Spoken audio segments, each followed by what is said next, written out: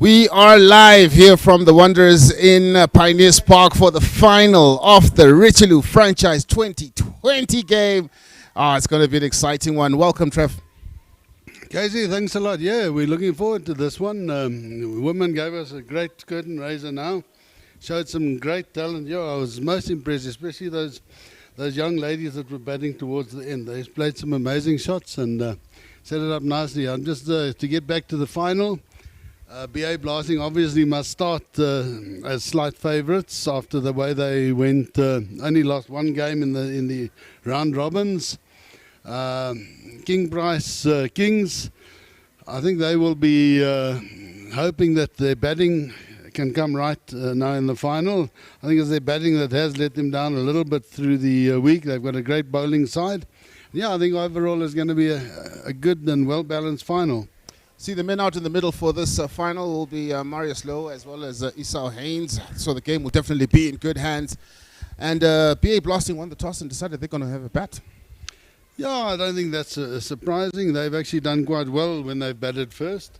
They back their bowlers to be able to keep the pressure on and to take wickets at the right times. Also, Gerard Erasmus, a great tactician in the field. We mustn't forget King Price Kings have Nicholas Scholes, who was for many years the national captain, as their captain. So also, I think, two very shrewd and experienced captains, and that's going to make for a great game. Absolutely. We see the players walking out to the middle. It looks like Nicola Loftus-Eaton will be opening with Gerard Erasmus, two of the big guns right at the top. Yeah, look, in these sorts of games, you see Virat Kohli opening for India these days. You want your two best batsmen to have a maximum opportunity to bat right through the innings. I mean, if you've got someone else opening and they take 10 overs before they get going and then get out, you're robbing your top players of a few overs. So that's the thinking of these guys first. I see BA Blasting supporters running around the field with their smoke going. Very, very, very excited they must be to see this final game.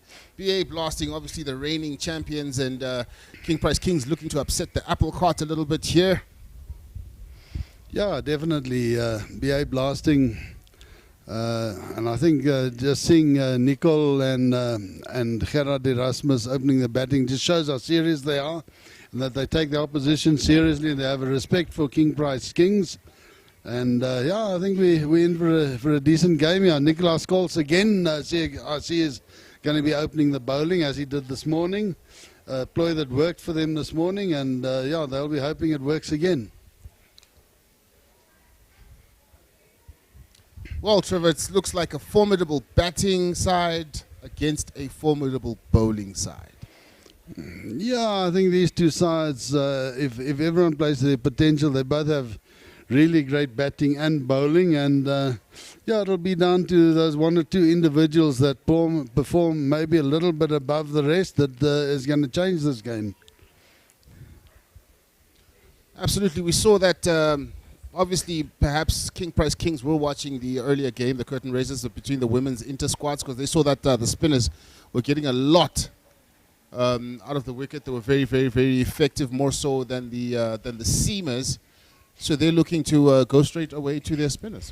That's right, yeah. Just interesting, the women were bowling from the southern end, their spinners, and the men, even this morning, were bowling from the northern end.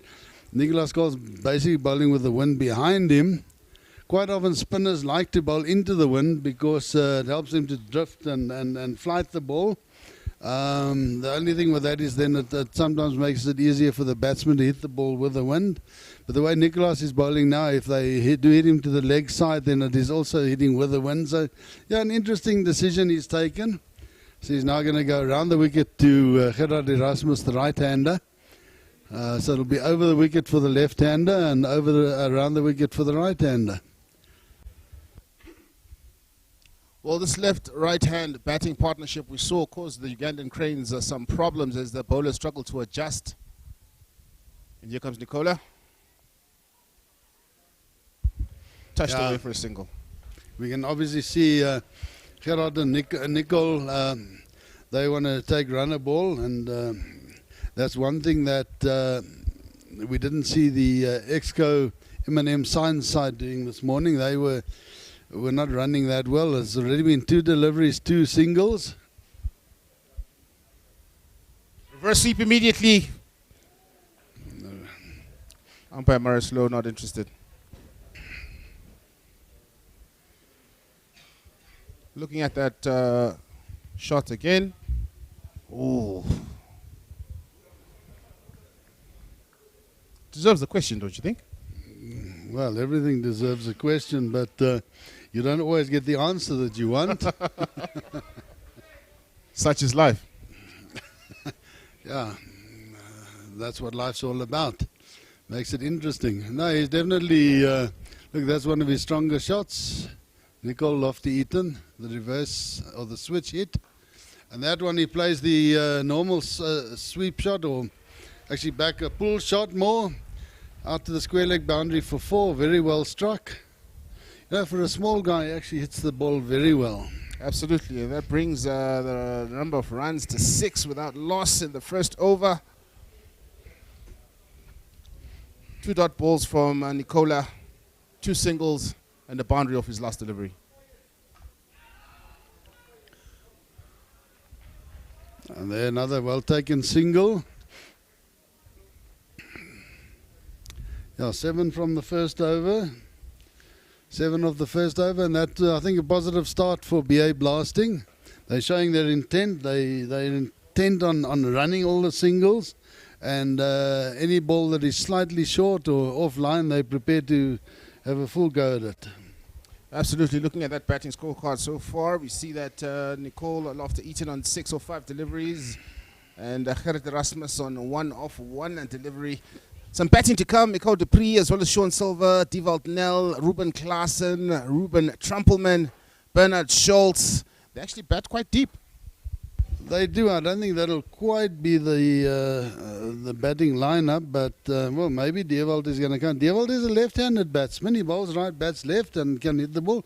So maybe they're actually switching it up a bit. Sean Silver, a great player. We won't know much about people here won't know much about him, but a great player. His father did a lot of good with schools cricket in the eastern parts of the country, and Sean learned a lot from his dad, and then also from some decent coaches. And yeah, I think they bat deep down to number 11. Well, we see from the southern end, that's the academia end. Michael van Lingen is coming in. Yeah, I don't know if Michael has enough pace to worry these 2 guys. Yeah, that's what I was talking about. That's hit straight out to the square leg. But Nicol not at all worried by that shorter delivery.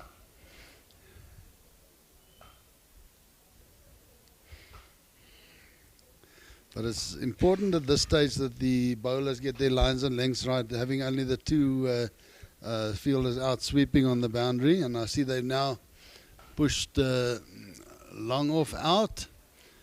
Long off has gone out, so they've got a deep point, cover point fielder and a long off on the boundary, the rest in the circle. And Gerrit Erasmus immediately plays it out to the long off. Gerrit Erasmus' birthday boy today. It's his birthday. He'll obviously be hoping for a win to celebrate his birthday. Well, he's been getting a lot of wins lately. I mean, captaining the side out against the Ugandan Cranes and securing victories in all the games. A clean sweep of that series. BA Blasting doing very well right now. So he's definitely on a roll. Yeah, look, I think since he's taken over as Namibian captain, he's been on a bit of a roll. They've you know, his captaincy has sort of coincided with Pierre de Bruin taking over, and I think the 2 of them form a great partnership. Gerard, right through age group cricket until now, has always captained the sides that he's played in, and he also captained the Marty's team down in Cape Town. I think from the first year he was there, they made him captain, so it shows his leadership ability.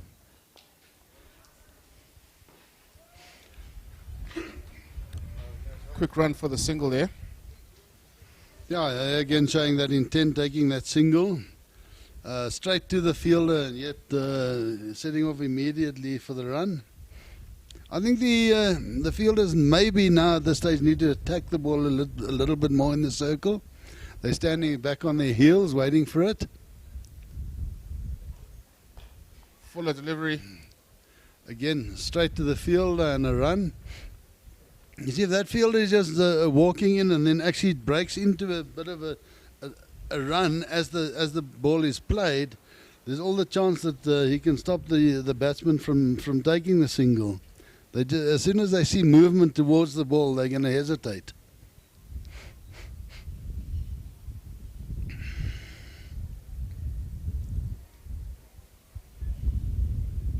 Looking at the King Price Kings team there, we've got Danny van Schoor, Nicholas Scholz, we've got Loritz Haiku, Hendrik van der Walt, Melrick Robin, we've got JP Kotzer, Michael van Linden, JJ Smith, Renier Bosman, Christoph Bronkhorst, the youngster, as well as Dean Lecher.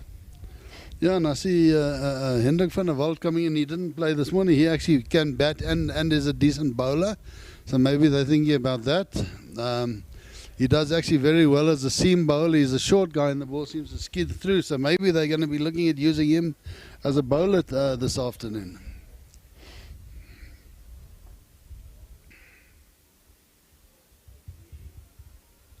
Nicola into his second delivery. Oh, that goes aerial. An amazing shot. That over extra cover for 6. That just shows the power of Nicole Lofty-Eaton. He's a short, small guy, short. But he's actually quite stockily built and got great timing, great wrists, able to do a lot when batting. And if you hear that music in the background, that's BA blasting, having a celebration. Literally blasting. Here comes Nicola. And again, a great shot. That just shows the touch. I said the other day when they were playing against Uganda that Nicol is a 360-degree player. He can play 360 degrees all around the field. And he just showed it with these last couple of shots he's played. A switch hit backward of square on the off, and then a drive for 6 over extra cover, and then this little lap here for 2 runs. His wagon wheel looks like a bicycle spoke. Yeah. And another great shot through the covers and another 4 runs. Yeah. You know, Nicholas Scholes, who until now in this tournament has been treated with respect, Nicol Lofty-Eaton is taking him on, and maybe that's what the guys should have done earlier. As soon as you start taking a bowler on, you're putting him under extra pressure. He's especially now only having the 2 sweepers out. Even a miss hit that goes over the inner ring is effective. Oh, bit of a risky one, that one. Top edged over the wicket keeper. But he's still safe and still in. Let's watch that delivery again. Look at that. Pops up. The wicket keeper didn't see it. Laura Tsako. No, he didn't see that at all. I'm a little bit lucky, but yeah, you make your luck, don't you? Oh, touched away. Touch. Class. Great Classy touch. shot. You know, all of a sudden here in the final, it just seems to have stepped up a little bit, the standard that we're seeing. Absolutely, because this is the final. This is the big one that everyone is watching. Everyone is, focused on, and this is the big stage, and this is where you want to show your best. That's right, you know, and it's national players and former national players playing against each other here, so they really want to do their best. They want to stake a last claim for national colours and to play in the national side going forward. Obviously an exciting year for Namibia with the T20 World Cup in India, and this is the opportune time to start staking your claim for a place in that side. Absolutely, and I think there will be what I would call good problems for the selectors, because there is really quite a lot of talent on offer. We've seen the youngsters like Christo de Broncos also coming and putting their hands up. Yeah, I think the problem really comes, you know, when selecting your squad isn't that much of a problem. Maybe 1 or 2 deciding who to leave out and who to include. But the real problem comes to selecting your match day 11. That's where it comes in, because, you know, there's horses for courses, and and you first want to see the field, the pitch, before you make your final decision. On the ground, dispatched with disdain to the boundary. 4 runs, bounced just short of the ropes. That's the captain, Gerard Erasmus. And they definitely they're trusting the wicket. The wicket seems to be definitely be playing a lot easier this afternoon, just hitting through the line of the ball. And that's one of the problems with only having 2 out. Guys like this have got enough strength to easily clear the infield. And just nudging that down to backward of point.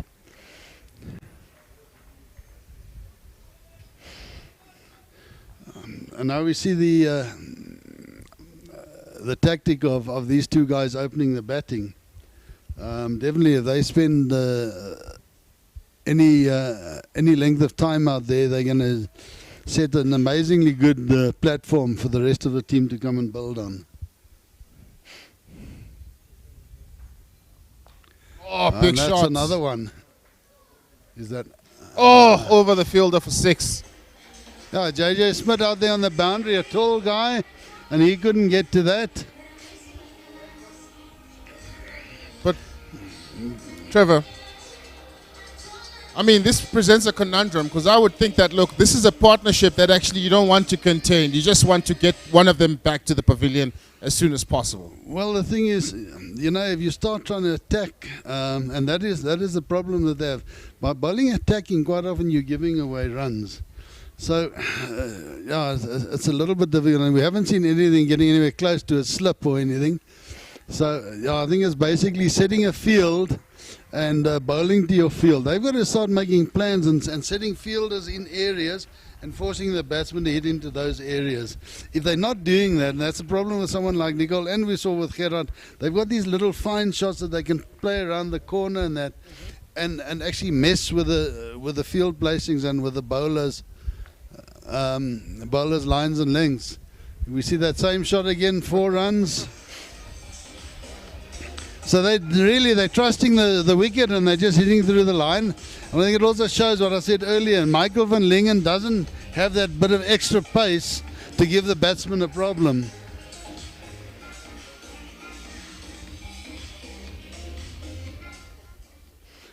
After 4 overs, 43 without loss.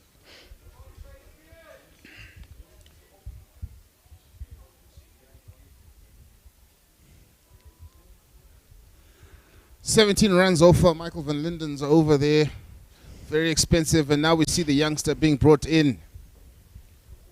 Christopher van Bronckhorst, he's going to take over from the Ramblers end.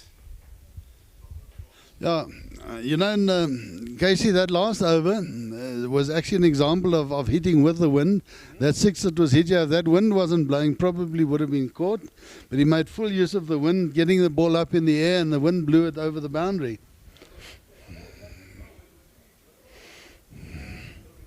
So the youngster's going to bowl to one of the senior batsmen in the country. I'm talking Gerard Erasmus.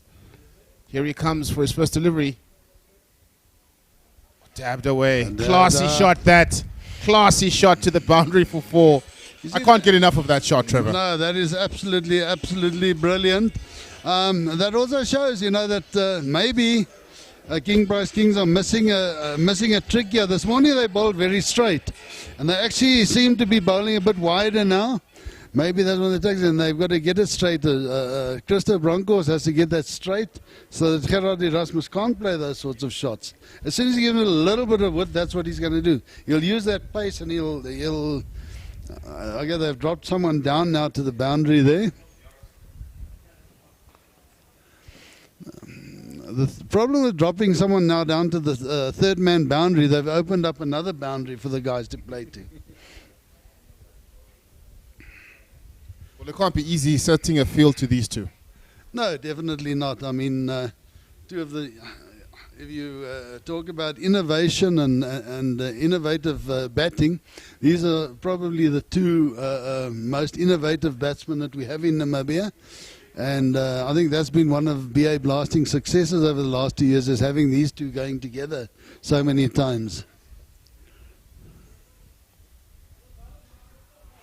Look at that improvisation. A switch hit of a of a medium fast bowler.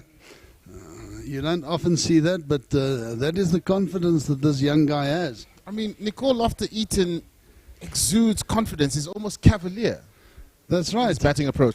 That's right. And the thing is, a lot of coaches would try and sort of calm that and tell him, play within yourself. But he's got the talent. Let him use it. If you don't let him express himself on the field, look at that. Switch hit again. 4 runs. I believe that any player has got to bring his character to the game. If you don't allow a guy to actually to stamp his character on the game, you're holding him back. You're putting a bit in his mouth and you're holding him back. So let him play. Let him stamp his character on the game. And at the end of the day, if everyone can stamp their character on the game, you're going to have a lovely game of cricket. Absolutely. It's all about flair. That's what adds the color to the game. Exactly. Exactly.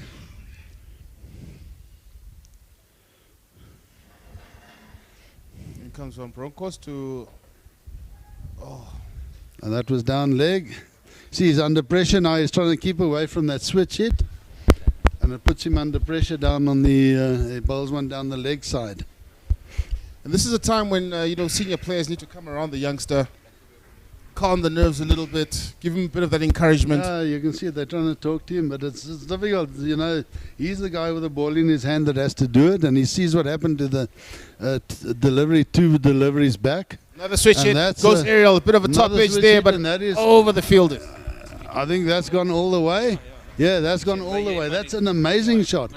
A switch hit in front of square, over the covers for 6. There's not too many batsmen in world cricket that can actually play that shot.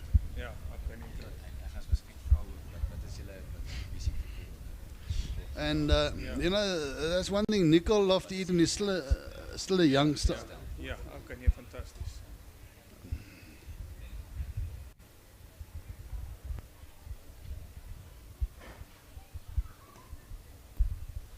Right, good morning. Thank you for everyone joining us in studio today. Just checking that everything is online. With me, we've got a very special guest, Leon Fouchier, the MD of Tv2Namibia. Leon, welcome to the show. Thank you, Johan. Almost calling it a show, it's actually a casual conversation. Leon, we invited you here as the naming sponsor for the Richelieu T20, the tournament that's currently on the go. We've seen some wonderful cricket talent. How's the tournament going for you? No, Johan, enjoying it very much. I think it's nice to see strength against strength here, and the wonderful cricket, especially from some of the youngsters that's coming through, and it's an opportunity for them to prove themselves to play in the national side. So I'm very happy. It looked great. It is. It's very true what you say. It's a tournament that's now built up over 2 weekends. This is the final weekend, and it's exactly that. It's a combination of getting your national players involved with your best under 19 players and your club players, and promote the best on-field product. Why does the Stel get involved in something like this? Well, Johan, the Stel as a rule is not very much involved in sport, and I'm talking about out of Namibia, the Stel Namibia's perspective. But for the last few years, we saw the development taking place in cricket Namibia. So we support your development and a good administration and good corporate governance. And the way you include everybody in the country. A good example was the night when we had a draw of the Richelieu. Yourself was up north, 700 k's up north, and some of the other team members was down south. So it's wonderful to see, and the way we do our job. Example, this week I will spend some time in the trade, and we spend a lot of time in the townships. And I would love to see, if I go out again, the children playing cricket. But last time when I was up north, there was some signs that it's happening. And yes, so we involved Cricket Namibia exactly because of that. And it's a great honor for us to be involved with Cricket Namibia. Leon, I think the honor is on our side. The sports sponsorships in any sport at the moment is very tough, very tough economic conditions. It's the second year that you have signed on as the Richelieu T20 naming partner, and the privilege is on our side. When we travelled north and we introduced cricket to the game, we took pictures at every single Richelieu board that we stopped, and we did that with all of our sponsors. And to see your footprint in the nation and rolling out was great to see. And it is important what you're saying is we need to get out there. You spending a week in the trade and visiting the townships and the villages, it was so important for us also to get out there. Your involvement in terms of a sports sponsorships, the value that you get back of it, is it something that you can justify? Well, Johan, not necessarily in sales, but I think it's more brand building exercise. So I think the brand building that took place the last 2 years with the Richelieu tournament, we saw it in sales. And what's also nice is to see the responsible consumption of our brand. It's always difficult to be in a liquor trade and you're always afraid of people misusing your product. But I must say what I've seen here is just wonderful. And the way that people enjoy our product responsible, it's just very nice to see. And yeah, so what we get out of it is more out of above the line mileage, like we're doing now, exactly. But the sales, we can't complain about it. Oh, great. When you look at Estelle, obviously we know it as the Richelieu brand, involved as Richelieu in this tournament. But you've got a lot more products than only Richelieu. What are some of your other products in the market? Well, Jan, we've got three. We've got ciders. Ciders are ready to drink, so that's Johanta, Savannah, Esprit, Banini, those brands.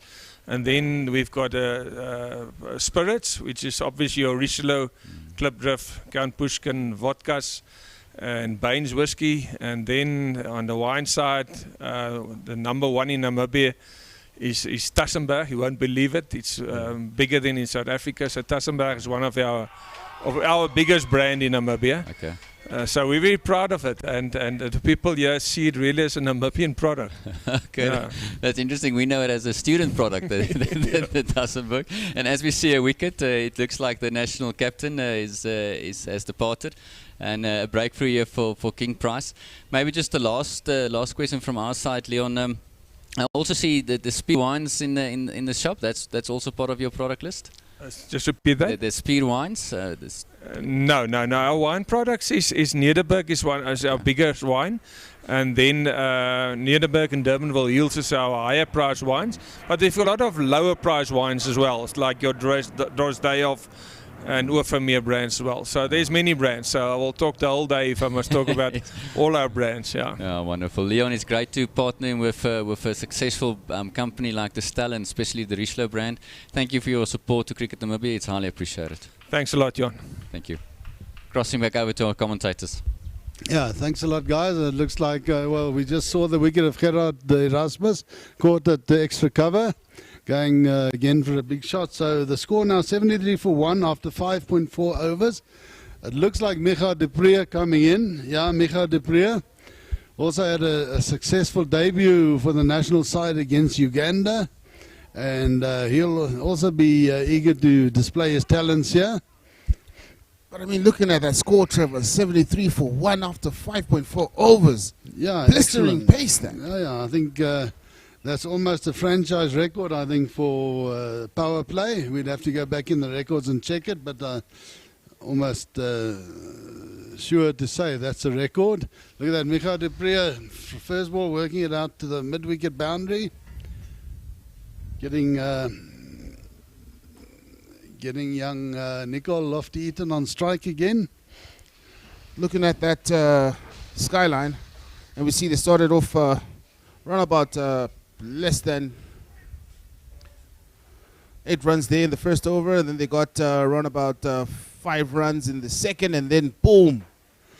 Yeah, well, that's big third over. The 2 overs of 13 and I think 2 overs of 18 or 19. Ooh. And there again, the fielder looking to throw before he had the ball in his hands. An error we saw this morning as well. Get the ball in your hands before you throw.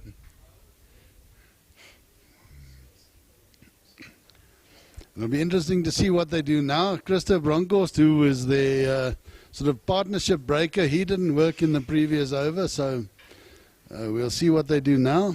Look at those two very big overs, the fourth, the fifth. And even if you consider the sixth over, going well above 12 runs in each of those overs. So that means that the team out there in the middle is definitely looking to push on.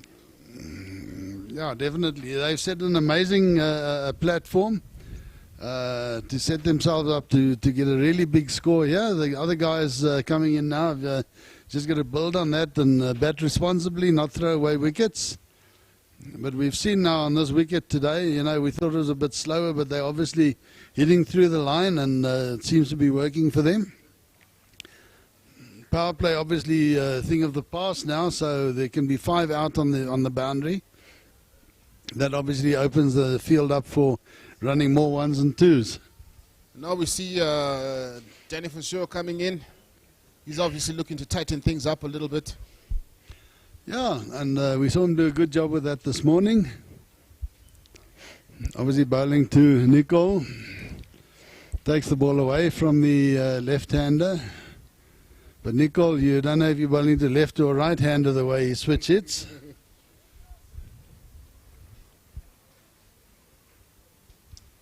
$75 for 1 after 6 overs. This is the final of the Richelieu 2020 franchise tournament.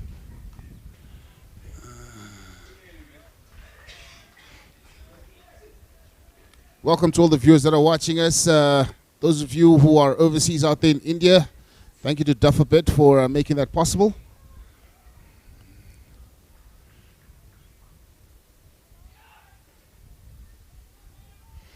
Yeah, and there another run, the switch hit. He's played a few of them already today, all successful. And the score now, after 6.2 overs, 76 for 1. Nicol Lofty-Eaton on 56 from 27 deliveries. Yes, that's right, you did hear. 56 from 27. Micha de Pre has just come in. He's faced 1 and he's got 1.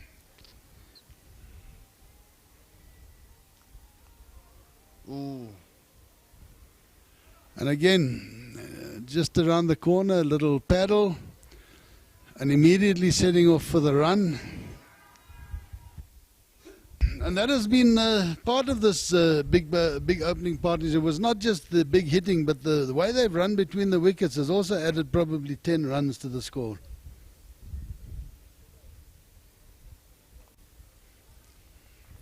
See there again, they'll probably bat for a while now, taking a runner ball. If they go at 6 and over for the next 3-4 overs, that's 24 added to that, then that takes them up to over 100. And then they're well set for a launch in the last 10 overs. Oh, touched away. Short third man, they come in for a single. You see the field changing now for Nicol Lofty-Eaton. Looks like they're bringing in the guy here from the deep point boundary. They're going to go for 2 there. Yeah, you could see it when he played that shot. They were already looking to run 2. Playing into the spaces, using the space on the field. Looking to put pressure on the fielders. And also a nod of thanks to OJ Construction, as well as, of course, our main sponsor, which is Richelieu, for this franchise 2020. Looking at that worm, Trevor. That worm, I thought it was someone climbing a cliff.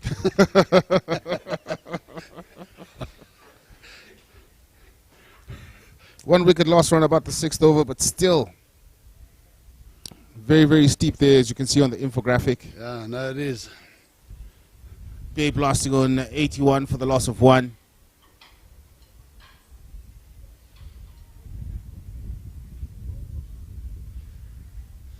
King Price Kings with it all to do. Yeah, and I think we actually seeing a great awareness by BA Blasting's batsmen of the field and the space on the field and where to play the ball.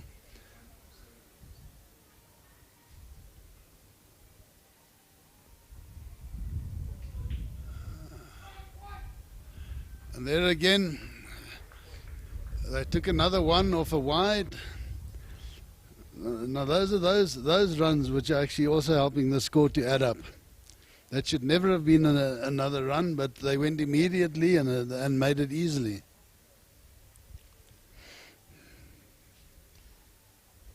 Well, Trevor, the pressure is on out there in the middle. And obviously that results in a bit of nerves. Because King Price Kings have normally been very tight in the field, not allowing any extra runs where they shouldn't be. But looking at this pair in the middle right now and what has been done by the opening partnership.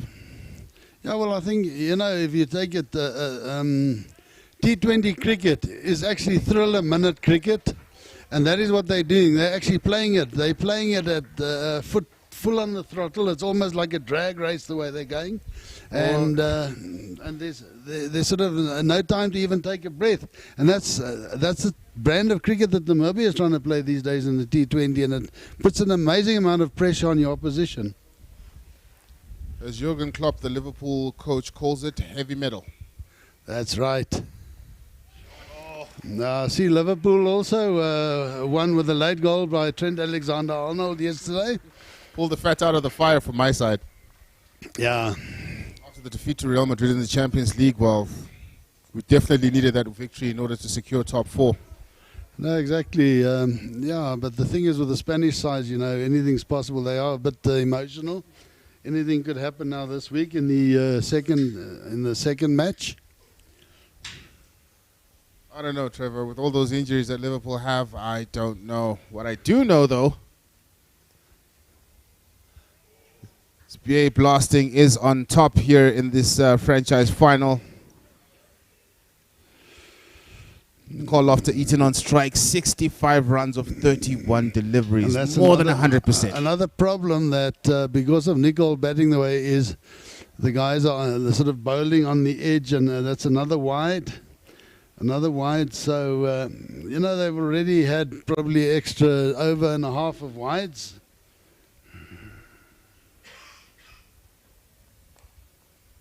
Fuller delivery.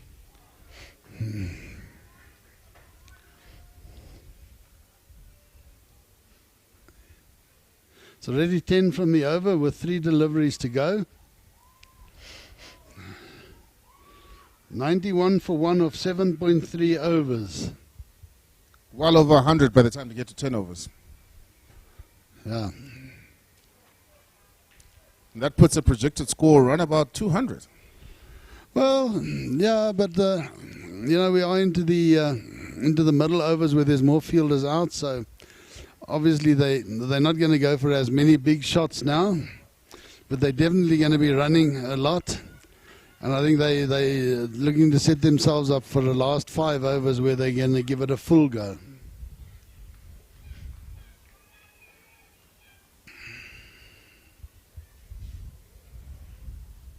Yeah, they're looking to be at around 110 after 10 overs, which is 11 and over.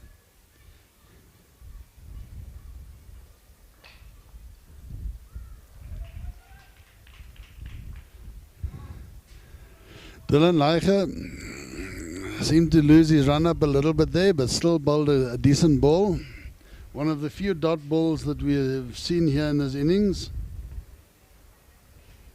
And we saw Miko Dupree there walking down the track, getting to the pitch of that delivery. Full toss. Played fine. Will that get to the boundary? Fine leg won't yes, catch it it. Does. So that's an amazing over for them. Is it 13 of the over, or is it more? No, it's more. Absolutely, it's more. 8, 9, 12 10, runs 14, 14 of the over. 14 of the over. With the wides. Yeah. 14 of that over. It's another one of those skyscrapers. And at this stage, they're building a new Manhattan. Yeah, 14 runs off the over. So the 3 overs that haven't gone for more than 10 have been 7, 5, and 6. 7, 5 and 6. That just shows the intent that BA Blasting have this afternoon. The BA Blasters are blasting away.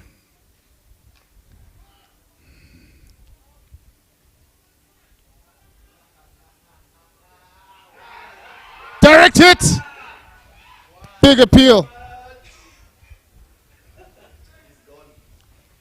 Wow, let's take a look at that again. Very good wrestlers. Look at that. Long angle.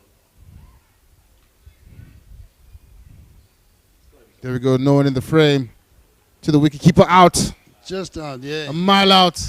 Partnership broken.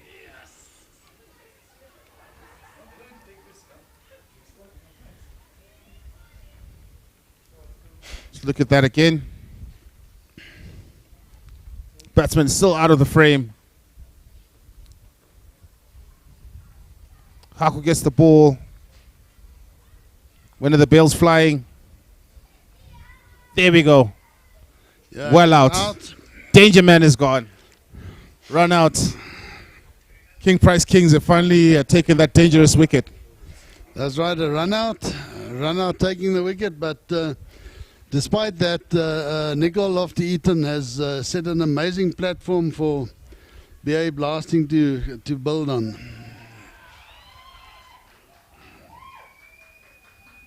That went down to the third umpire, Esau Haynes. He had a look and he sent the danger man back to the pavilion on 66 from 32 deliveries. And The now, question is, Trevor, has the damage already been done?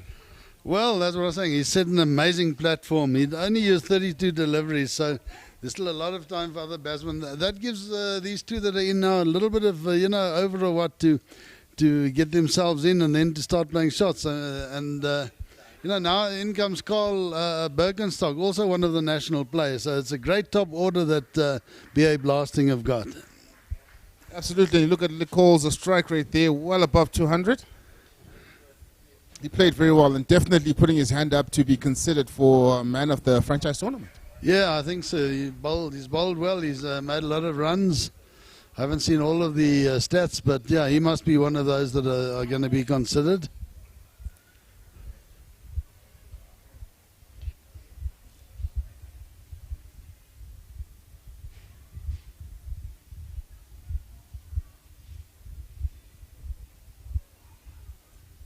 King Price Kings have an opportunity to apply a bit of pressure here. Rein in the blasters. Carl Bergenstock just getting in behind that one, playing it back to Danny van Schoor. But Nicole Lofty-Eaton's given him that luxury of being able to play a one or two and get the feel of it. And there, Carl immediately out to the mid-wicket boundary, 4 runs. It just shows the intent. Obviously, this is a team plan that they've got. They're going to get after the bowling. Carl can also sweep. That's a slog sweep in front of square.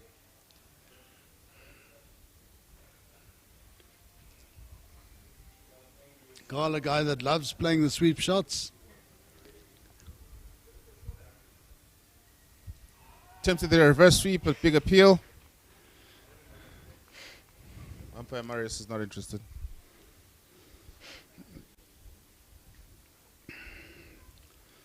Now, Carl getting well down the wicket there.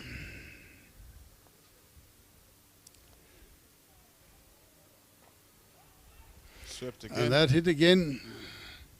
Okay, they'll stay with the one there.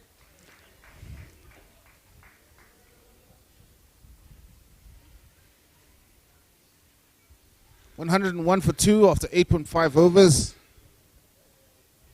BA Blasting looking to put on a show. Yeah, and my prediction of, according to that stat there we have there, it's already 6 balls bowled of the over. Micha de Pree playing that out to mid-wicket, no runs. I'd worked out they'd be at 102 if they took 6 to the over for those last 4 overs of the first 10. They still have 1 over left, so yeah, anything from 108, 110, and that's an excellent start. And the problem for King Price Kings is that one of their kingpin bowlers, who they normally bowl at the end, Christo Bronkhorst, has already used a couple of his overs. They've had to use him early, and he wasn't effective. So yeah, that's one of their cards been taken out of their hand. Well, I suppose the captain can look to his more experienced bowlers like Dani as well as Nicola. Yeah, obviously Dani's going to bowl his 4 overs now. Dani seems to be doing a good job. They're still going for the odd boundary. And in these middle overs, going for the odd boundary is actually a bonus for the batting side. There's 5 out on the ropes at this stage.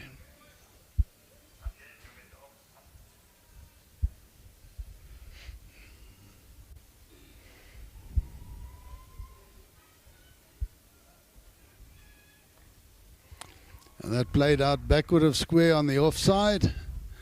They turned for 2. And again, that intent showing.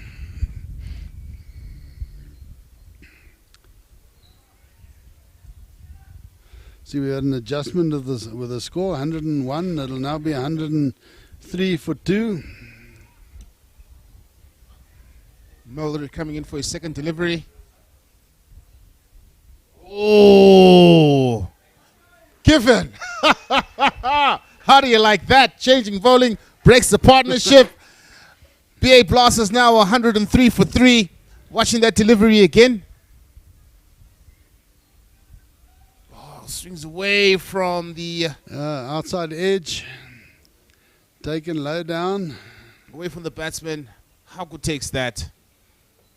Umpire Mario sends the batsman back to the pavilion. So finally things starting to happen. I mean, after that big partnership at the beginning was broken. Yeah, and here BA Blasting are playing a card, sending Ruben Trumpelman into bat. Ruben can hit the ball a long way. A strong fellow, broad shoulders. Oh, and you know when you actually see him up close and personal, so you realize how powerful this guy is. No, he is, and he's a tall fellow. He's probably about 1.93, 1.94 tall. And broad shoulders, very athletically built. Does a lot of gym work. Also a lot of stamina work. These guys all do their fair amount of running. I know they do their 2.4s regularly, get timed, and they have to always beat a certain time. So they're all very, very fit. That they are, but good captaincy from JP there, changing the attack, bringing in Melrick, and Melrick gets the captain what he needed, which was a wicket. Yeah, and now it's Ruben Trumpelman. Okay, Ruben getting in behind that.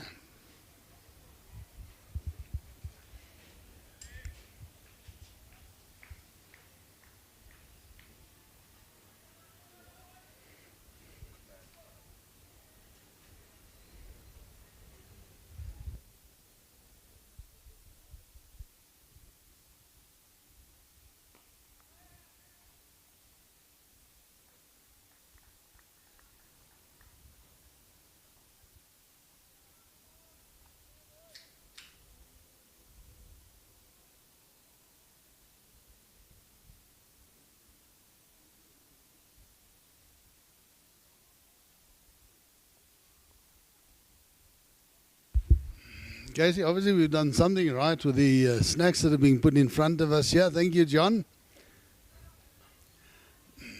And there's another single down to fine leg, short fine leg. 105 for 3 now. Oh, that was an important wicket. That's been taken a little to peg back. Be blasting a little bit.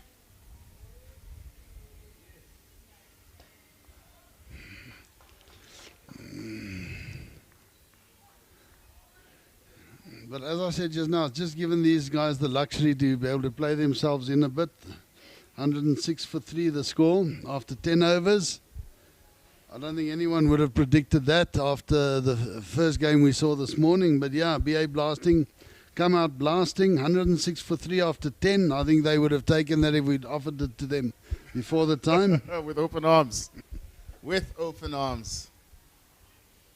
But that's what the game is about. We saw a lot of excitement. We saw, that big hitting from Nicola Lofter eating a little bit earlier. Scoring a quick fire, 60-odd runs. Getting sent back to the pavilion a bit sooner than he would have liked. Yeah, he would have loved to push on and get an even bigger score. Obviously, I think a guy like him, he loves batting. You can see it, he enjoys batting. And just the way he reacts when he gets out, it just shows. He would have loved to have still been there, and I think everyone around the world would have loved to have seen him batting for another 10 overs or so. It would have been a wonderful spectacle. But yeah, that we did see was anyway a wonderful spectacle. Yes, it was. We saw a chat there in the middle between JP and Nicola. Bit of adjustment in the field. Yeah. So now they go back to Nicolas Scholz. Well fielded off his own bowling. And that's what you want from a spinner. That's right. Oh, well, look, all spinners are great fielders of their own bowling.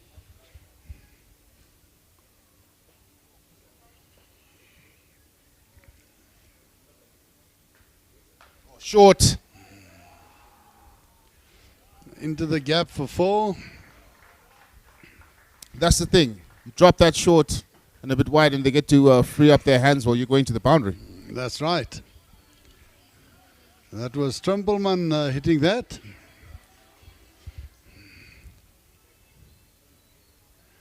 Yeah, that's the thing. That was just a miss hit that he hit for 4. And that one is maximum. You see, Nicolas Scholz is now under pressure because that last one went for 4. He tried to bowl it fuller and missed his mark, and that was hit way out of the park.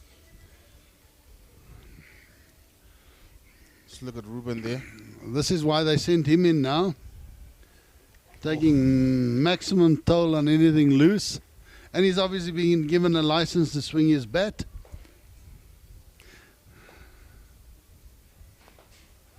That's the thing about sending a guy like him into bat now. You actually give him license and tell him, listen, you got freedom. Play as you feel like it and as you see it.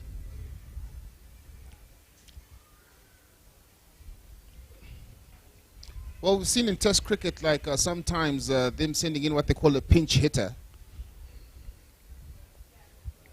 So yeah, come in a little bit early, smash a bit. Normally, the pinch hitter would come in the first power play when there's only 2 fielders out and make use of that. So he's not really a pinch hitter, a similar sort of role, but he's not a pinch hitter. He's just come in and playing his normal game, and he's strong enough to clear the field. I think that's why they've sent him in now, because they know even with the fielders out, he can clear it, and he's hitting with the wind there. So that one, obviously, with the wind, was always going to be a big hit. Looking at that last over, 12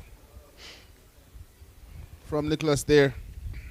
118 for 3 after 11 overs. But you know, Casey, just one thing here which I see and which I take note of is that franchise cricket is something that's come to stay, I think, in world cricket. You know, it's a level below national teams. However, the cricket that is played at franchises is sometimes of a more exciting brand than what you see at national level, because there's maybe a little bit less to lose for the top players in franchise than what there is in their national teams. So, yeah, it's a really exciting brand of cricket. I mean, the last 2 years that what we've seen here has been absolutely amazing. The level of cricket that's been played in our franchise tournament is great. It's top class. Mulrick's back in. Oh, it is caught! What a catch. Straight down to the fielder. Melrick strikes again. Yeah, it looks like Melrick is the secret weapon here. Trumpelman toe ends that one. It pops up. Straight down the fielder's throat. Back he goes to the pavilion. Bringing your score to 119 for 3 after, or 119 for 4 after 11.2 overs. Yeah, but he was only there a few deliveries and he definitely had an impact on the game.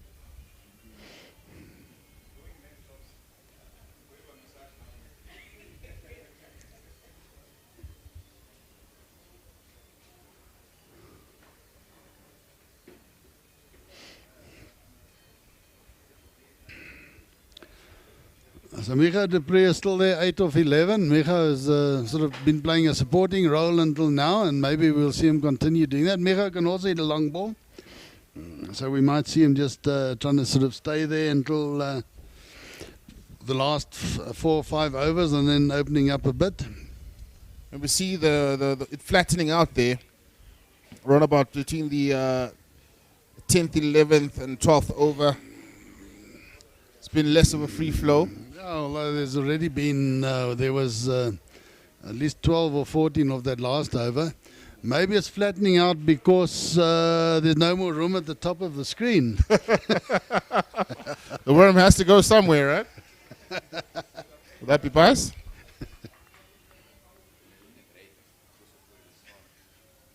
No, it's not.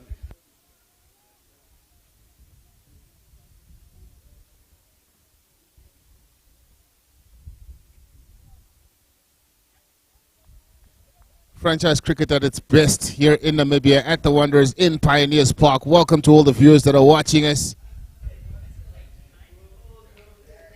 This broadcast is, of course, being provided by TV2, and it is live streamed on Facebook. So make sure you like, comment, and subscribe so you can find out when more games are coming, and you can keep up to date with your cricket news, as well as, of course, watch the games, such as this exciting one between BA Blasters and King Price Kings. And if you're watching from Greenland, send us a green thumbs up. The best kind of thumbs up there is. Ooh. Oh yeah, Ruben Klaasen coming into bat. Ruben joined Wanderers this season, made a lot of runs for them. Melrick is proving quite difficult to play. Yeah, I think he's actually got 2 quite soft wickets up to now. You know, the batsmen would have been upset with themselves. I think they sort of checked their shots instead of just going through with them.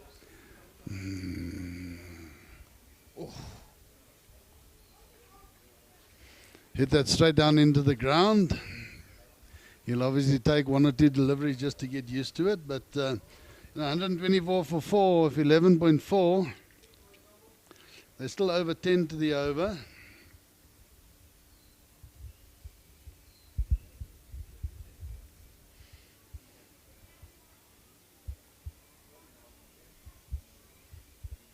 Ruben still yet to score.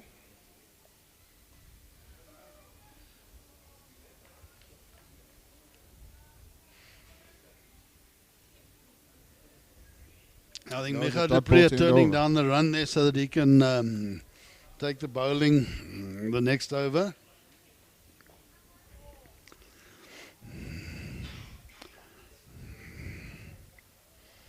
Looking at BA Blasting's batting card there, we see Micha du Preez with the 8 off 11, still not out in the center. We've got Ruben Klaasen, no runs, faced 4 balls. And of course, that anomaly that is Nicole Lofter-Eaton with 67 or 53 of 33 balls.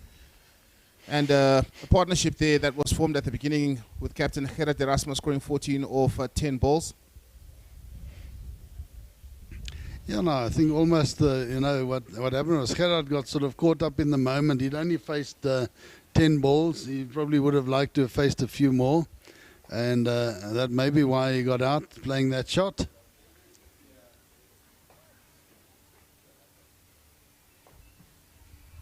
But at the end of the day, the way the two of them ran, their partnership was probably 10 to 15 more than what it normally would have been if they just run like all the other guys had been running. No, definitely, Trevor. I think they came out with a very positive mindset. They weren't just looking at the big shots. They were also looking to take the singles as well, because those are just as important in rotating that strike. That's right. If they hit it in the circle, it was a run. Nicolas Skoll still bowling. Obviously, he has to get through his overs. Oh, that goes And there. that's another big one. 6 runs. On top of the cricket nets, that's a massive hit. A massive hit.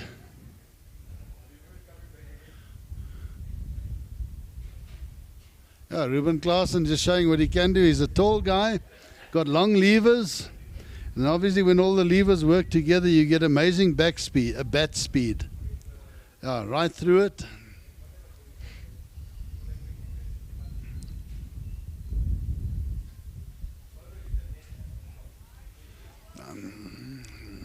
And that's good cricket, playing that one out to the mid-wicket boundary for the single. Getting off strike. Yeah, so that's 8 runs of 4 deliveries this over.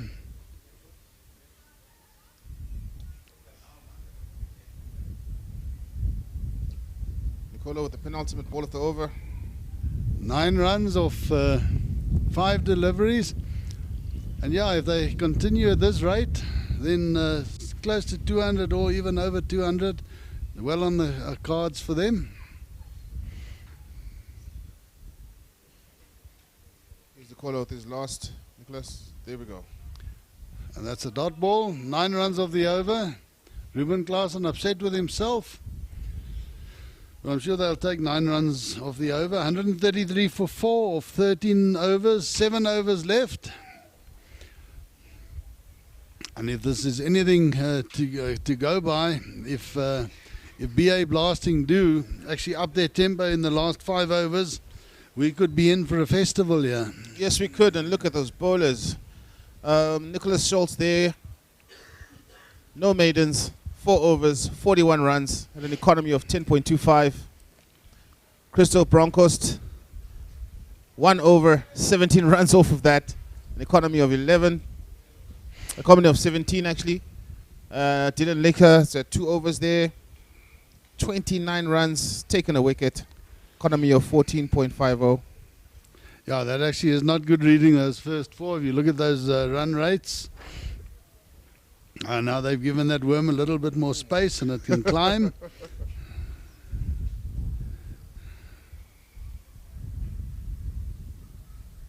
Oh, Dani back into the attack. Priya getting an edge there, taking the single. So Ruben Klaasen now facing Dani van Schoor.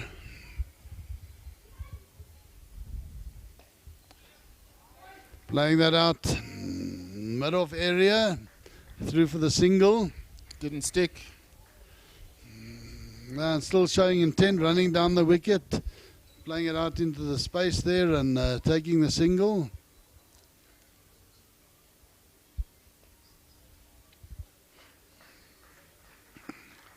Yeah, that's great stuff. That's putting pressure on the bowler, because the bowlers hate being hit for a single every ball. So they're always going to try something, and normally when they try it, that's when they give the batsman a chance to do something different.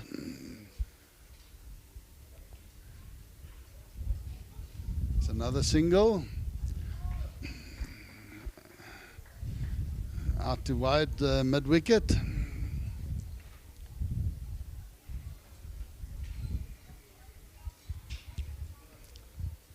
Here comes Dani again. Oh. Yeah, looking to play that one backward of square on the offside.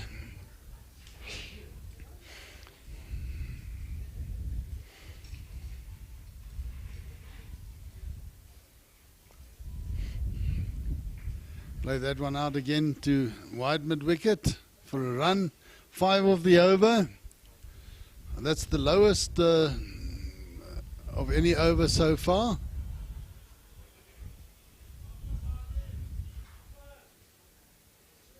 Some very good bowling there from Danny van Steur. Yeah, gone for 17 of his 3 overs. 138 for 4 or 14 overs. As you can see there, run about between the 3rd and the 6th over. Bear Blasting looked to put it on. They pegged back a bit in the 7th, came back again in the 8th. And then it kind of dipped a little bit after that. Bit of control was brought back. Yeah, but never going under 5 to the over. 3 overs with 5 in them. I mean, if that is your minimum rate on any over, then you're doing well. That shows the bowlers are constantly under pressure.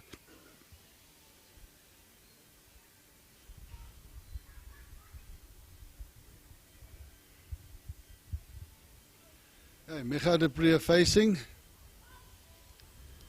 Malrick delivering. And again a single. Seemed to get an edge on that one. Just off the square, and they're still getting through for a single. Brings Ruben Klaasen back on strike. Malrick has gotten 2 wickets for 9 runs. Yeah, he's actually done well.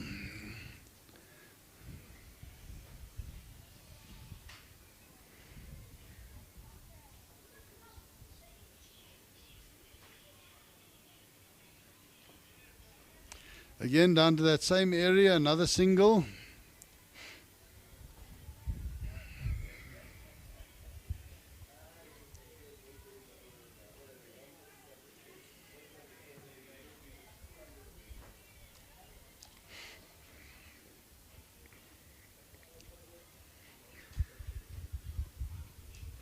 Here comes Malrick.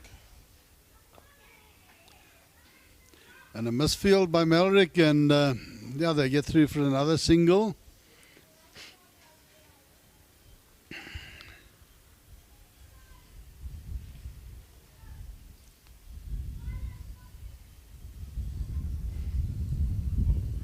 So Malrick has changed ends, bowling now from the northern end.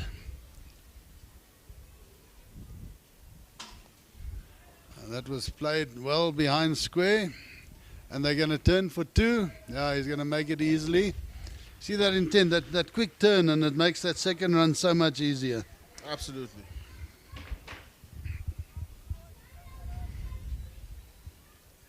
Malrick seems to be getting that ball to drift inside. If you look at it, it's actually only between the 2 popping creases. It's probably about 17.5 meters. And with the batsman's reach being another meter and a half, a guy like Ruben Klaasen doesn't have to run that far. So if he touches down and turns quickly, he's easily back for that second. As fast as his long legs can carry him. Yeah.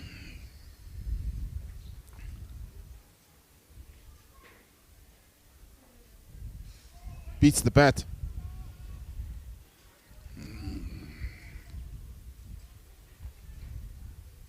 Six of that over.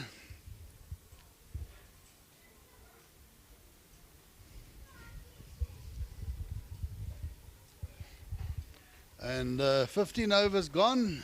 You're going to have a change in commentary. It looks like it's a double change.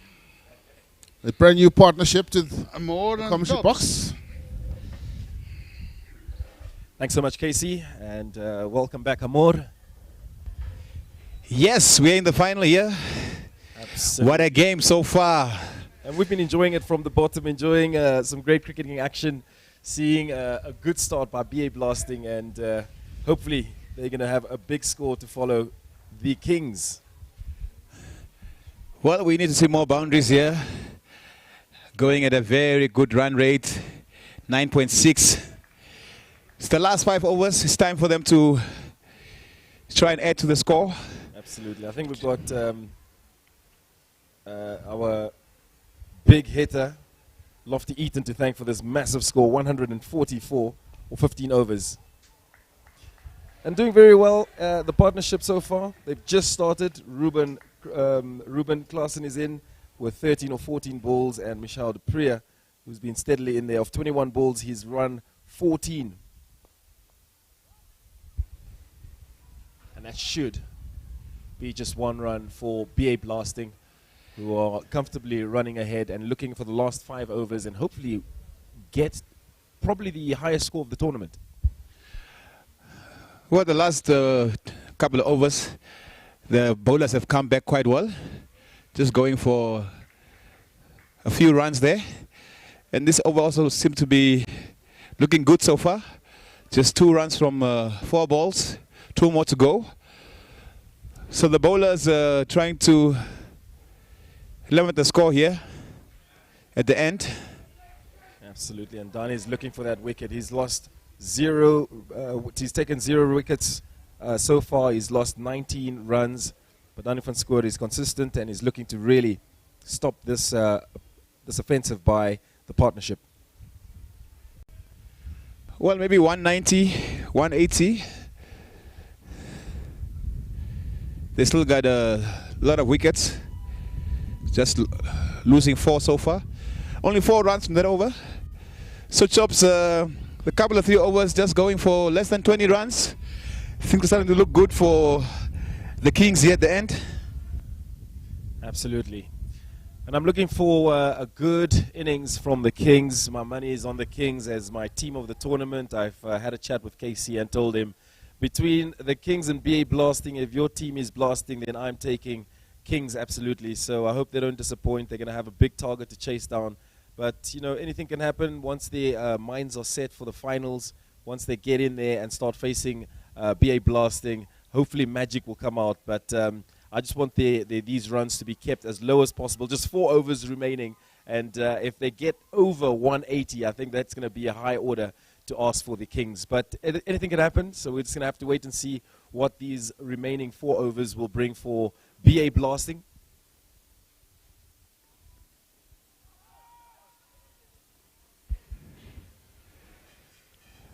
He tried a sweep there, totally missed the ball. Tried some of his football skills, but that didn't work either. So he's going to go back for another delivery, the young Michael van Linden. They got to get going here, really. Just 4 overs left. They shouldn't worry about losing wickets now. Try to look for more boundaries.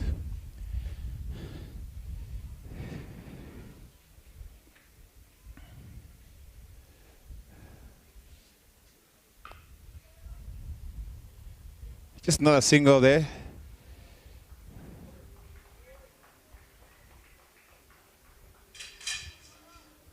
Managed to scratch up two runs with that attempt to be stumped, and BA Blasting still steadily growing on their score, getting up to 150 for 4.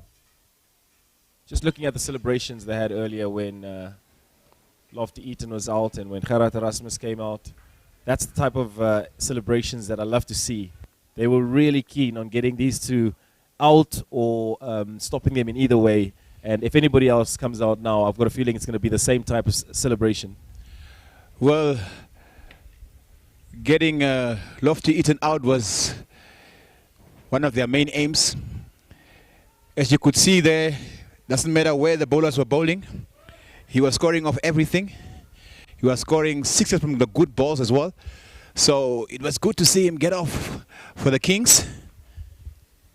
So we were having a chat with some of the ex-players, ex-national team players, and they were saying, well, despite having national team players for BA Blasting, do you know what?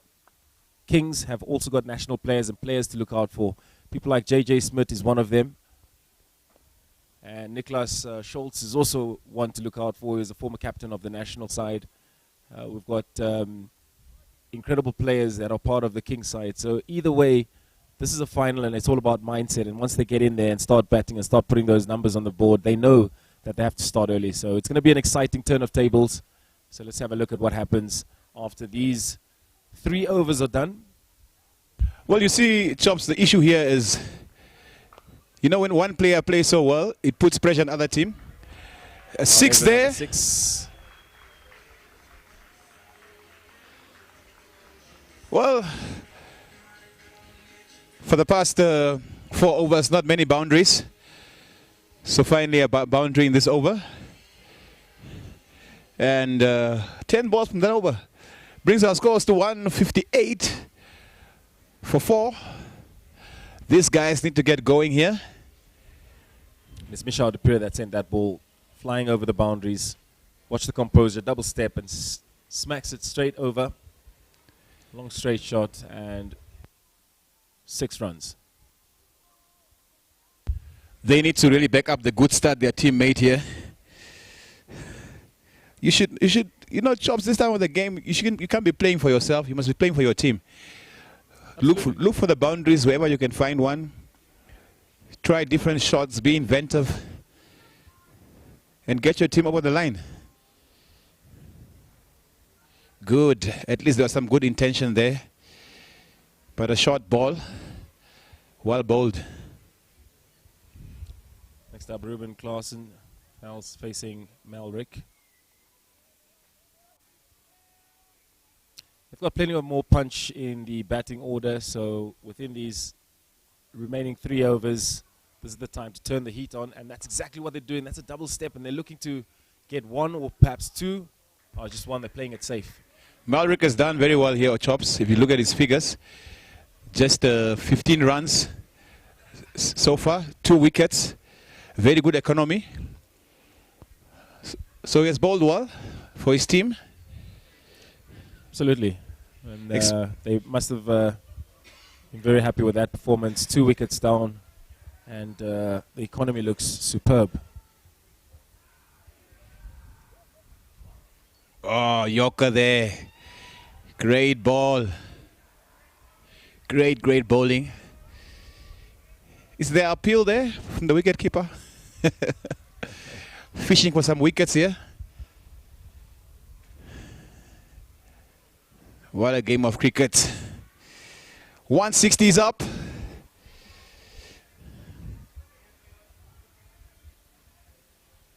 In comes Malrick. Shot. 1 bounce and 4. That's what we want to see this time of the game.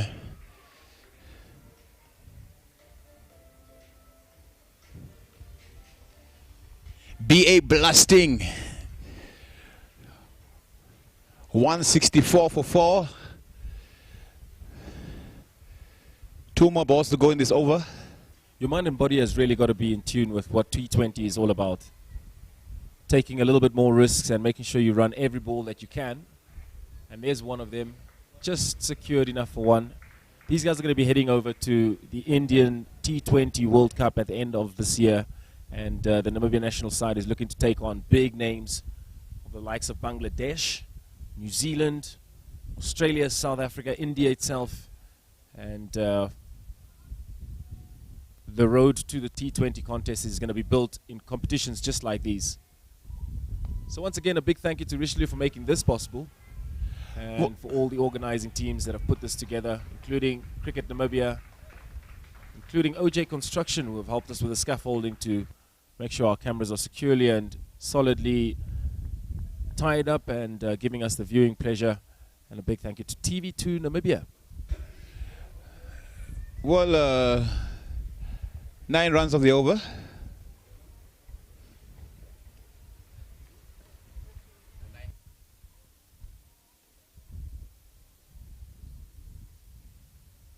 Not a bad over there. 167 for 4. 2 more overs to go here. This is the final Richelieu Franchise cricket here. So far the name has been Nicole Lofty-Eaton. Great strike rate, entertaining player. Shot!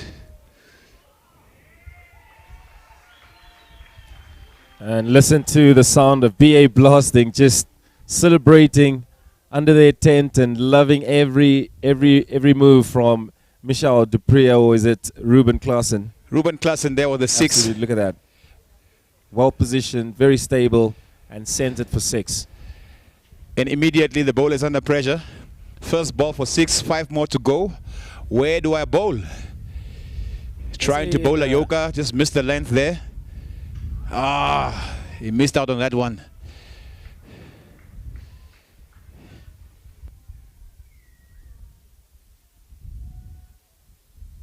Looks like these players have stepped up their game for this final, and it's only when a final comes then the adrenaline starts pumping and your mind gets right. You start hitting those big shots like Ruben Klaassen's been giving us. A nice straight drive right over for 6, and he's still in facing the Kings and looking to do more damage. Coming in, here's Michael van Lingen. It's a wide ball given. Well, pressure there. Deaf bowling is not for everybody. You know, when players have wickets in hand, they're going to come after you. And losing a wicket this time it's just a dot ball basically. So you got to go for it. Whoa. Good shot, just for 1 run.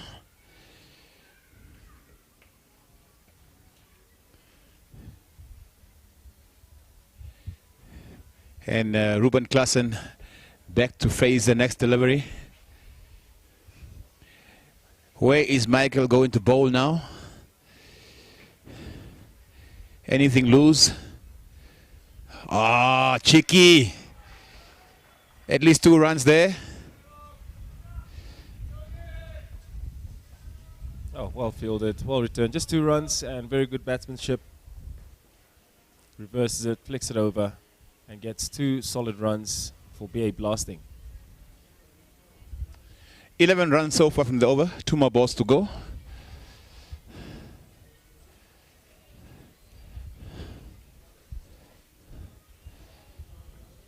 Shot. 6 more. Ruben Klaassen.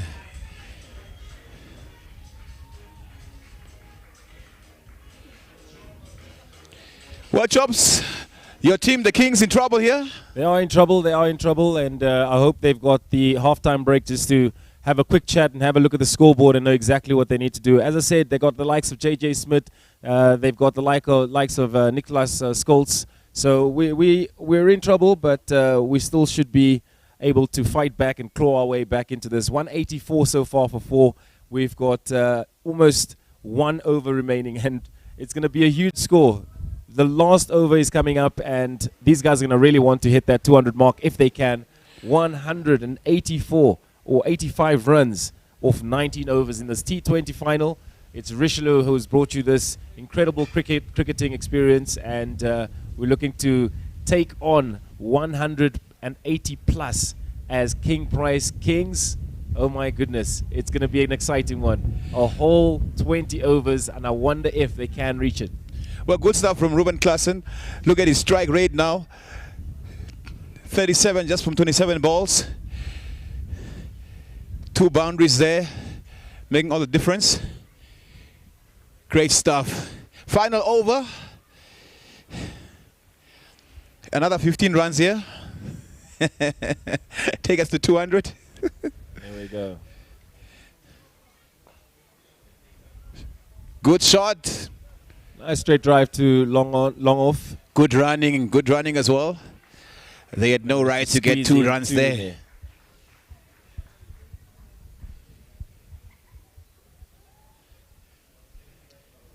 I just missed the bowler's head on the response. Just to the left of his head. Wasn't really expecting a response like that, but if he was alert, he could have really snatched it just to his left.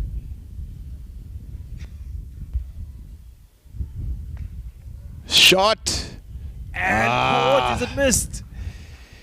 Unfortunate for the Kings. Goes straight through the legs, under the body, and straight for 4. Well, Chops, in that case, he was just supposed to try and save the boundary, rather. He attempted. Let's have a look at this. Smacked. And how far was he? Oh, that was too close. If he tried to save the boundary, I think that would have been a little bit better. But left him really with no choice. It was a do or die move for him, and he lost. And as a result, 4 more for BA Blasting. Well, Well, it's all happening here in the final over. 6 runs from 2 balls. Ah, good Yorker. Good bowling. A little misfield there. Don't cost them a run at all. Can't wait to hear what the halftime discussion is going to be all about when Casey goes down and speaks to some of the players. I mean, I'd love to hear from what the Kings have got to say about the score and what Blasting has to say about how they're going to keep the Kings at bay. Coming in for his delivery is Christo. Look at that. Oh, first. Swing and a miss there. Good bowling. Didn't start his over so well, but he's coming back well. 193 for 4. That's right, we need 7 more runs. Let's hit the 200 mark. Let's have the highest score set in this tournament. I see the Kings right on the boundaries, striding up and down. Shot. There we go. 6 more. Brings our total to 199 runs. Well, the Kings have a total to chase here. The beautiful part is we can be sitting here for a long time, Chops. Absolutely. It's going to take a while, a whole 20 overs to chase down 200 or more runs. That's right. And while BA Blasting, they've got strengths in their batsmanship. Believe it or not, the Kings have got strengths in their bowling. And that doesn't really show it, but let's have a look if we can catch that one. It's gone straight over. Oh! Well, Chops, as you said, they are strength in their bowling, and it shows you there with a 6. Well, my next bit of information was going to be they got strength in their fielding, but obviously that doesn't count either. Oh, 205 for 4. 1 more ball to go. Chops, are you alive? I'm totally alive, and as Team Kings, I can't wait to see who's going to be batsman 1 and 2 opening up. And they're just being sent 6. all over the place. Did I just say they were very good at their bowling? I did say that. And that was the last 24 runs from the final over. 111 for 4. Yeah, 26 runs from the final over. They have a lot of runs to chase down here. Oh my goodness. Look at that, Lofty Eaton with 67 of 33 balls. That was a great innings. And Michelle Dupree, 47 of 34. Wow, that's a brilliant performance. And also by Ruben Klaassen, 44 of 30 balls. Both not out, and we're going to be changing over. For now, we're going to be getting ready to have Casey speak to some of the members from both teams and hear what they've got to say. The King Price Kings. And they are up next, chasing a massive total of 211. Going for 21 runs, 21.5 per over. That's right. He's going to have nightmares tonight. He's not going to be able to sleep. The last thing he's going to think, definitely, BA Blasting. 21. My goodness, that economy is terrible. And then we've got a very good performance by Dani van Schoor, who got 5.25 as in his economy. Just 21 runs. Casey, we're going to hand it over to you. All yours. All right, we're here pitch side. I've got Dani van Schoor. Yo, Dani, it was a bit rough out there. Yeah, it was definitely. I just think we missed our lines, definitely, and you pay for it if you miss it. So at this level, you can't afford to miss your lines. Absolutely. Now, a mammoth total up there, but I mean, you got to chase it. What do you think the best approach should be? Well, definitely go hard at it. So give it our best go. Oh, well, best of luck into your innings, and hopefully you can get some big runs. Thanks. All right. That was Dani from the King Price Kings. And, yo, what a big total that they're chasing. Next up, we're going to be having a chat with Nicola Lofter-Eaton.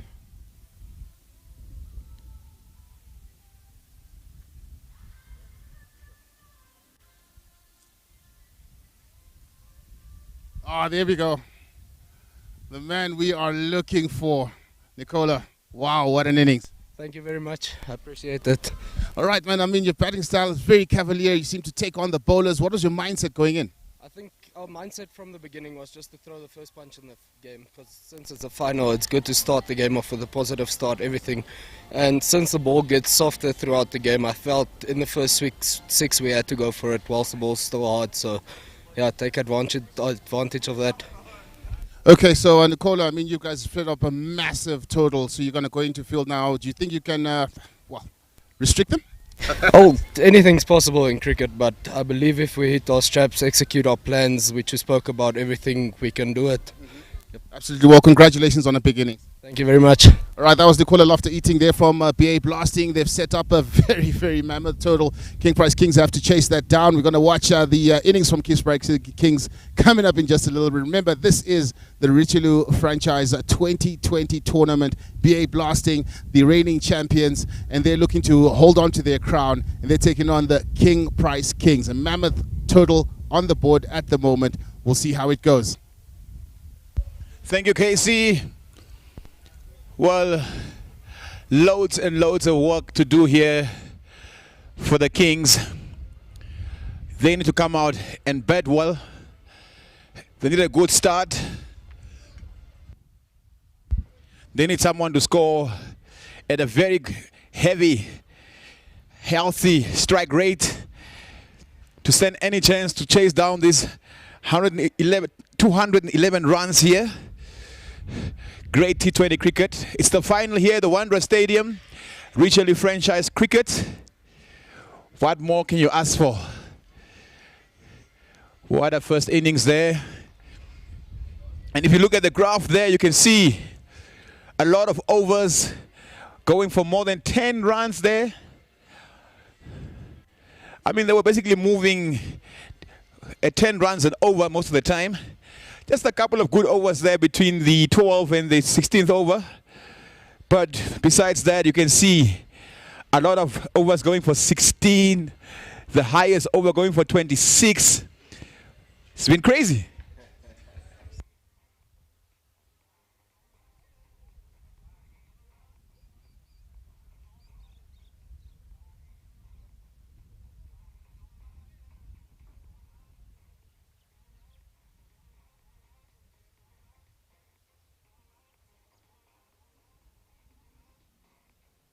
And they've got 211 to chase down. Just four wickets going down.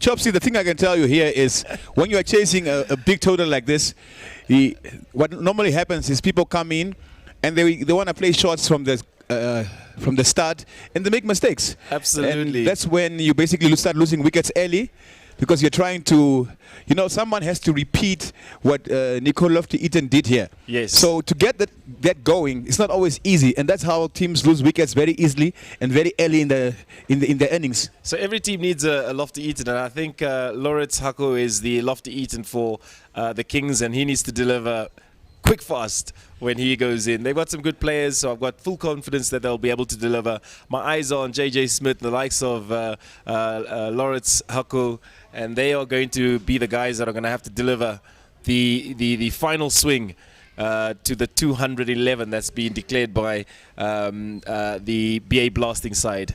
They're looking very enthusiastic to get onto the pitch. BA Blasting all huddled around and getting ready to get on. The umpires are still not set and ready.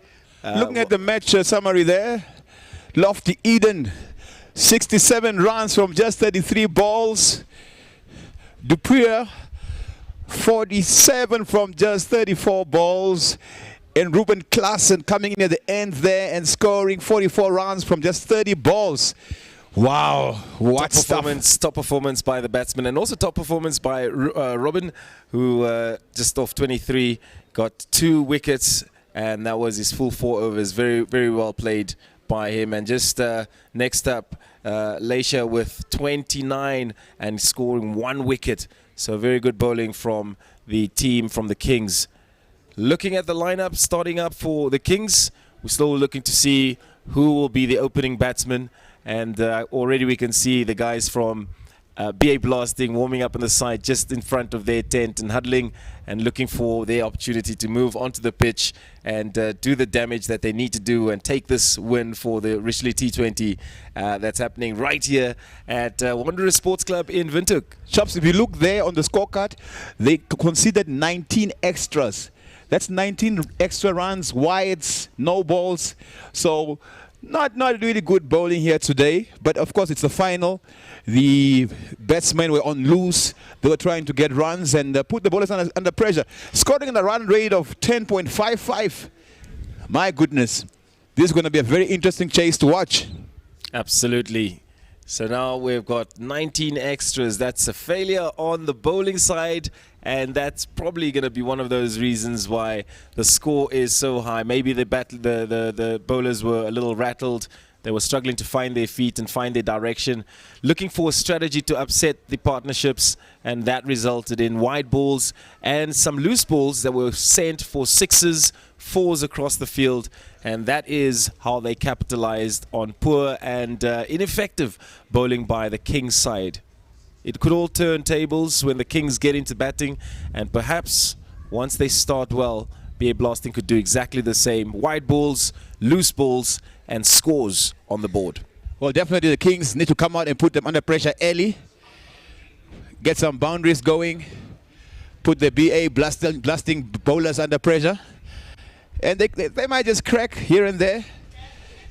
And looking at the entrances for the different teams, King Price on the right-hand side, they couldn't have done a better effort on this. They got a huge banner, King Price everywhere. That's where the players will come through. And on the left-hand side of your screen, you'll see where the guys from BA Blasting are huddled. They got a huge tent, masseuse, some comfortable seating for them. It's a beautiful setup for them to relax, watch the cricket, and get out there and get a win for each side. So I don't know who's done a better job but for each of these teams, I think fantastic. It's so much spirit and so much effort that's been put into this T20 final, and I just wish that there was no COVID-19, so the spectators at home, you yourself, could be here at Wanderers watching this fabulous cricket and enjoying what Richelieu has to offer, what Cricket Namibia has to offer, and what these two brilliant teams have to offer. BA Blasting getting ready to set up. We've only got one umpire currently on the field, and they're getting ready. The officials are getting in place, and they'll call the players out very soon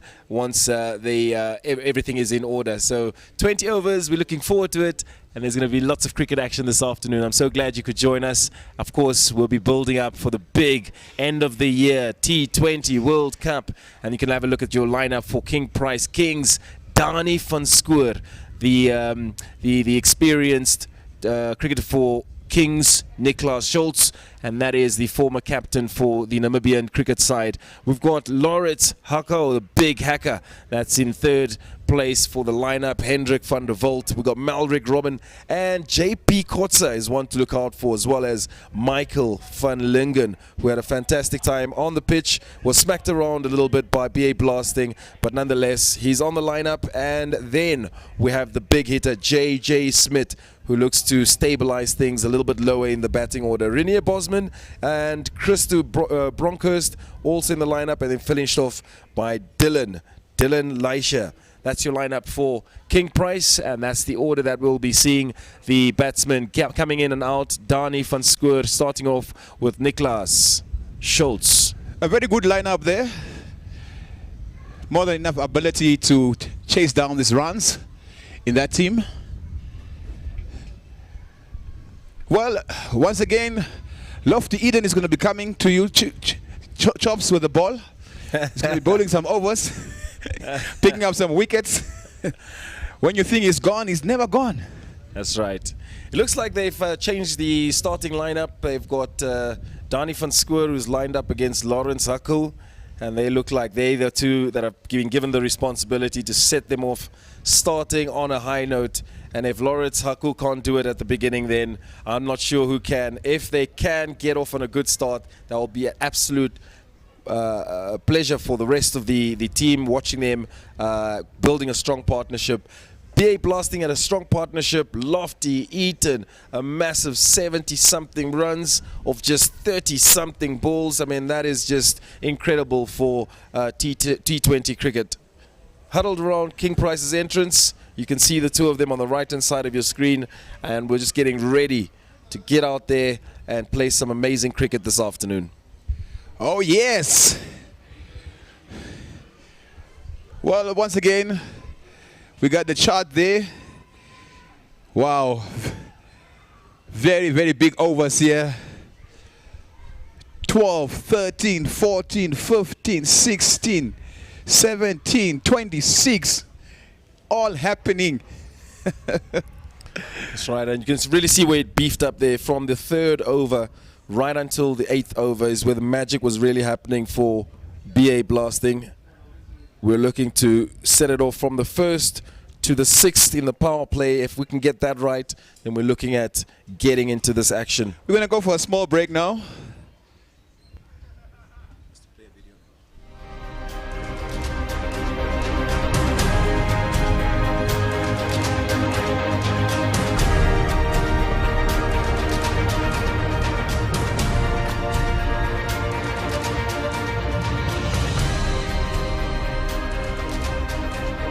This is our export product. In 26 months, we have transformed from 49 for 9 to a sport that's going globally, competitive, professional, the sport of choice in this country, and inclusive, with no political interference. We are set to make cricket with you something special in this country.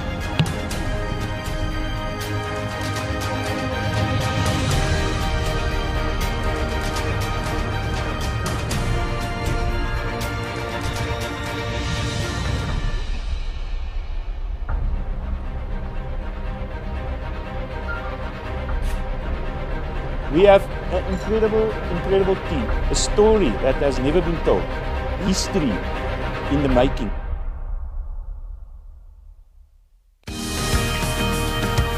Cricket Namibia has recently embarked on a roadshow in the south of Namibia, reaching numerous schools and introducing the game of cricket to our youth. My name is Riberi. I'm schooling at the Aiden Memorial School.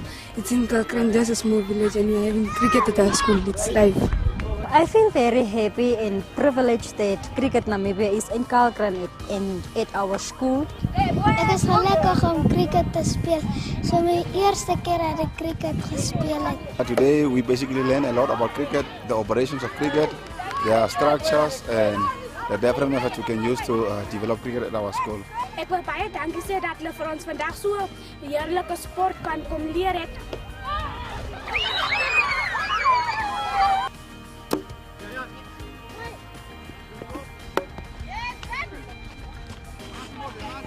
Cricket is a very interesting game now that I saw it today. But you start.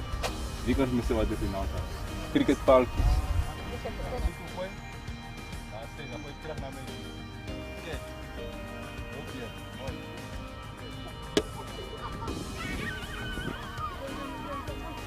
The cricket really was amazing for the kids. They enjoyed it, and we thank Cricket Namibia for bringing it here.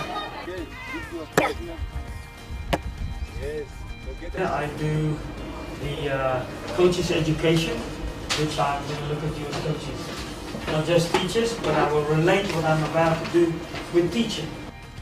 Yes, I like that.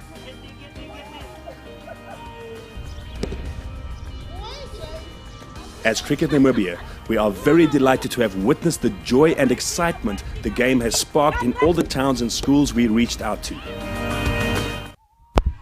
And we're back on action. Yes, yes. The Kings, they're in the red. They need to chase down a big total of 211. So they need 212 to win. It's the final chop, so if they get to 211, we can hopefully have a super over here. Absolutely. Earlier on, Casey and Trevor were having a look at the worm chart for BA Blasting, and Trevor described it as a cliff, and that is what we need to form with the Kings, and we need to form it fast. Welcome and thank you for joining us. This is the final of the Richelieu T20 series at Wanderers in the capital city. And it's exciting cricket. We're getting started in just a few seconds. There was a little bit of a delay. The umpires have got themselves sorted, and the officials are ready to commence with the cricketing action. Starting off for BA Blasting, the overs are going to be started by Bernard Schultz and the spin bowler. And let's see what response Bernard will get from the Kings. Well, it's spin and win here for BA Blasting. I see 3 wickets here in the first over. Danny van Schoor. He knows exactly what to do. Here we go. You see, if I was these two guys, I would have had a chat with captain and says, Captain, can we really squeeze in every single opportunity of runs that we can get? They're running one single as if they've got all the time in the world. Well, Chops, this is not a game of squeezing here. The Kings gotta be on a flyer early in this game.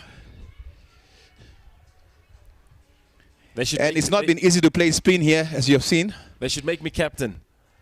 I'll tell them, run, boys, run. That's it. That's Shot. what we want to see. Absolutely. They've had their discussion in the changing rooms, and they've had a clear strategy of, guys, look, if the ball and the opportunity is there, take it. Take it with full hands and give them the boundary. And that's exactly what they did. Lawrence Haku. Lawrence going for it there. He needs to go for it. We're in the power play here. Not many fielders outside the circle. Another one in the air, and it's taken! That is very disappointing. I told you, Chops, I see 3 wickets in the first over. 1 is down already. 1 is down, and this run rate was really scaring me. I mean, 15 per over is a huge ask. And some strong contender, which is Lawrence Hako, unfortunately taking the risk and not succeeding, being exchanged by his teammate who barely even decided to fist bump. They're just walking straight onto the field and towards the pitch. He will be disappointed. That ball was there to be hit. He didn't hit it well enough. That could have gone for 6 very easily. So third ball in this, the first over here, a wicket. 5 runs so far, 5 for 1. And the Kings are crimpling here. Bernard Schultz will be happy about that.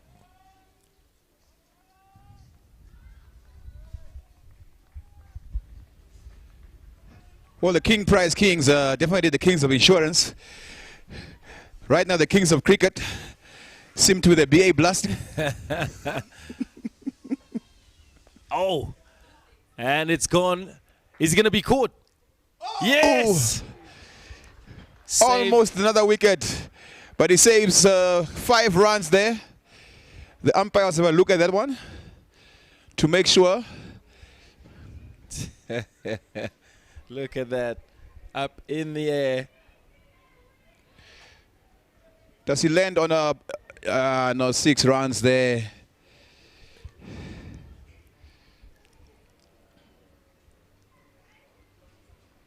Just having a look at this replay, Bernard Schultz. Let's have another look. Where exactly is this fielder?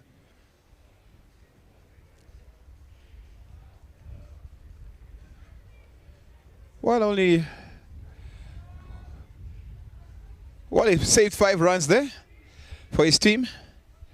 Just 1 run.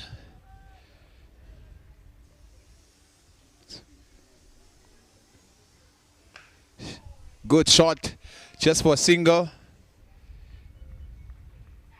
JP there. He will have to play a good innings today if his team stands any chance to win this game. Only 6 runs so far. 4 deliveries gone, 5 gone. 7 runs scored. Final ball of the over. Wicket! Oh, in the air. And 4 runs. And this is what T20 cricket action looks like, ladies and gentlemen. Look at that, 4 straight over the top to his point and to the boundary. Not a bad over, Chops. If you take the wicket out of it, 11 runs from there. First over, not bad for your team. There we go. Here's a replay. That was a bit of a mishit there. The fielder was in play.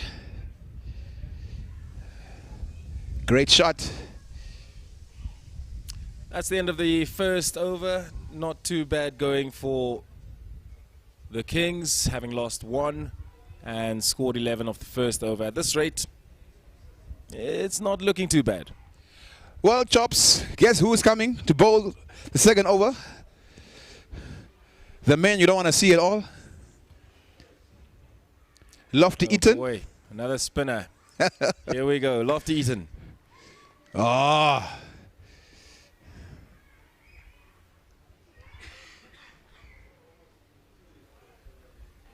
I won't be surprised if this young man has also played some hockey. He stays very close to the ground at all times. You see, the Kings have got 2 big boys batting in the form of JP Kotze and Donnie van Schoor.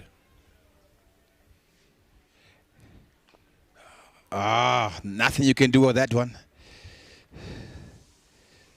A Yorker ball. Comes straight back to the wicketkeeper. They had no chance of taking a run. Not even a sneaky 1 run. And it looks like Lofty Eaton is getting the results he wants. Another wicket here.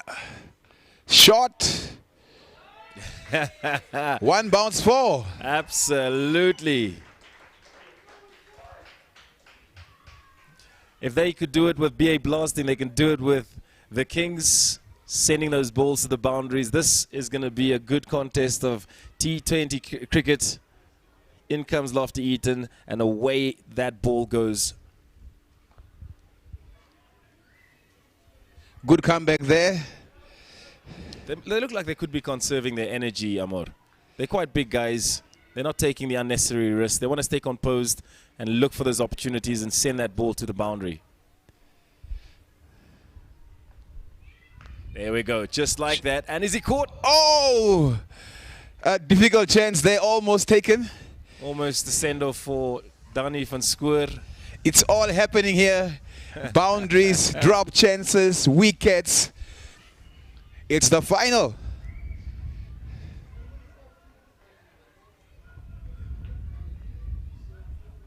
Just close to the edge of that bat. If he had connected it a little better. Oh, a good shout there. Should we take that upstairs review? Great stuff happening here. Just in the second over, 6 balls from that one. Good ball there.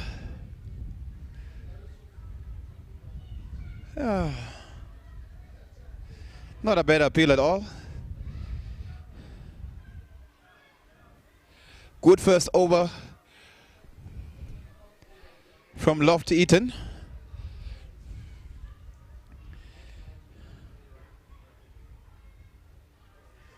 $17 for 1. Great atmosphere from the different clubs. We can hear some cheering down below.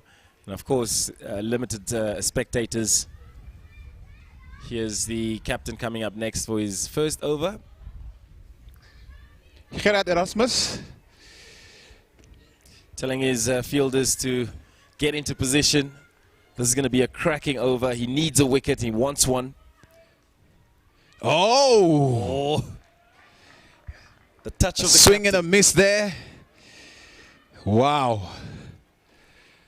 It's all happening here at the Wanderers.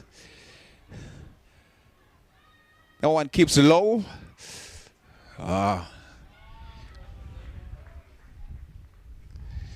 Just 1 run there.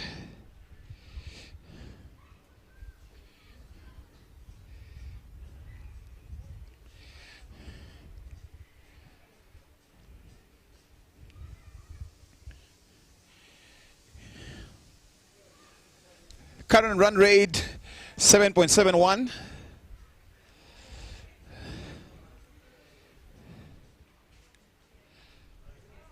Sweeps. And no run there. Well, the issue here, Chops, is you don't want the spinners to get away with too many dot balls. Absolutely not. Absolutely not. And I think the batsmen, they realize that, and Gerard wants to exploit that. Taken so well. Shot. Can they cut it off? Good fielding. Just 2 runs. BA blasting in the mood here. I think it's the music, yeah? They got music in their tent and it's putting them in the mood.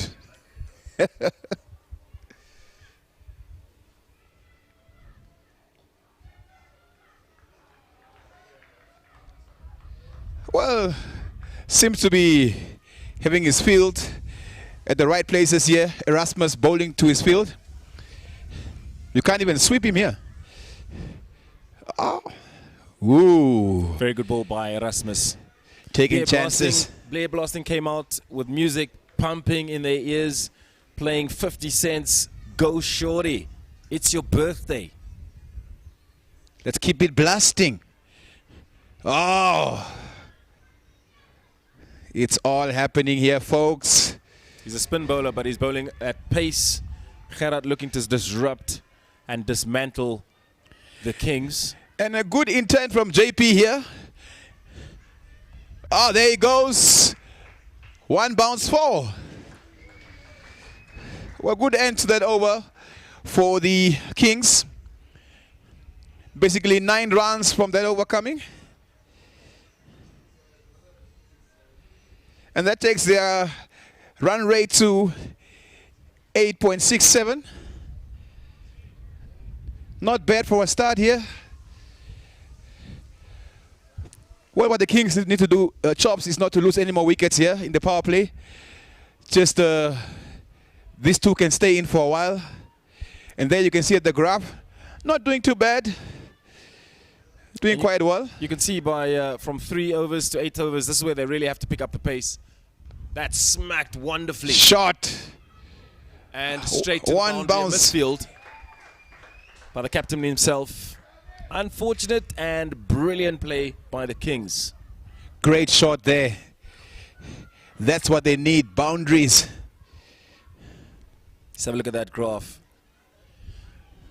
King Price just below BA Blasting's performance in the next 3 overs. And that's worth a run. And now Danny is telling Lofty Eden, you are the one that put this score on up for us to chase. So I'm going to give it back at your bowling. 5 runs so far. Lofty Eden, is he going to get a taste of his own medicine here? Oh, cheeky. And just wide. Change of pace. It's declared wide by the umpire. A brilliant bowling nonetheless. Lofty doesn't look happy there. A wide given.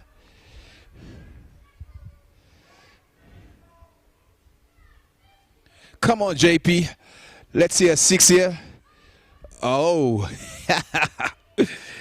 Dot ball.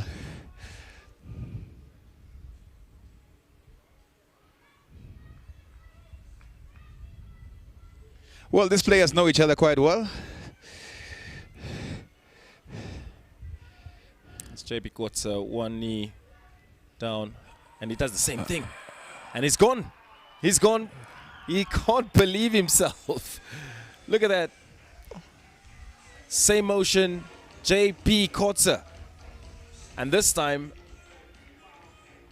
straight to the wicket, and it falls. Oh, he plays it on to the stumps. And a big celebration there. That's the big fish they wanted to get. And once again, you can't keep this man out of the action. Lofty Eden gets a wicket here. Great stuff.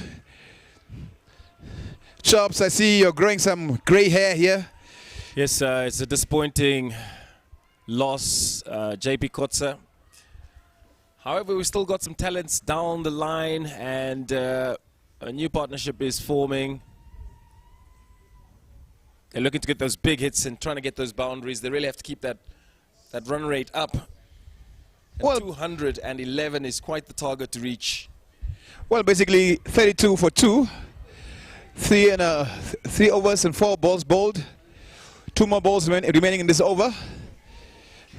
Lofty Eden, the man of the moment, getting a wicket there.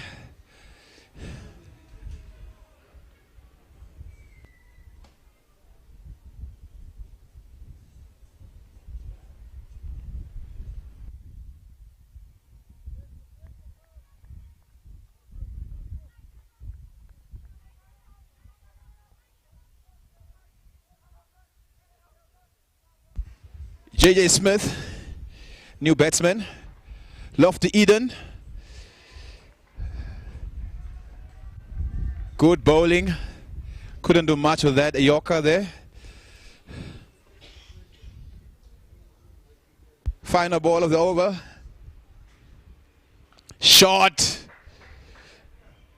And 6 more. 12 runs from that over. Well, what I can tell you, Chops, is they are doing quite well in terms of scoring more than 10 runs per over. The only challenge here is the wicket column. Wickets are falling.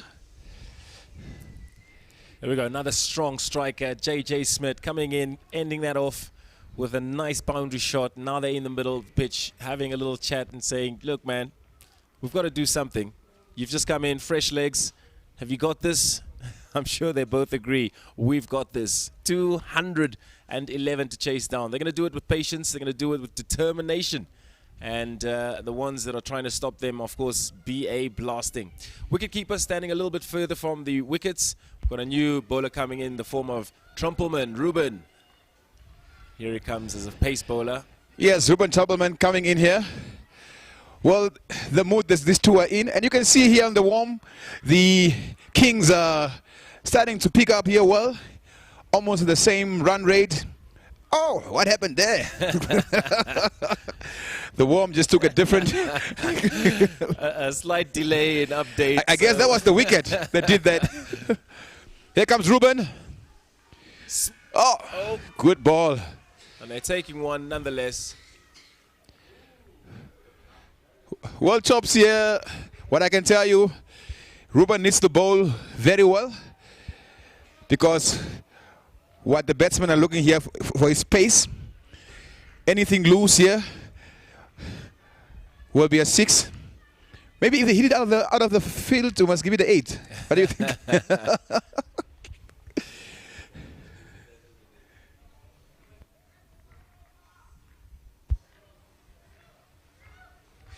Come on, Ruben.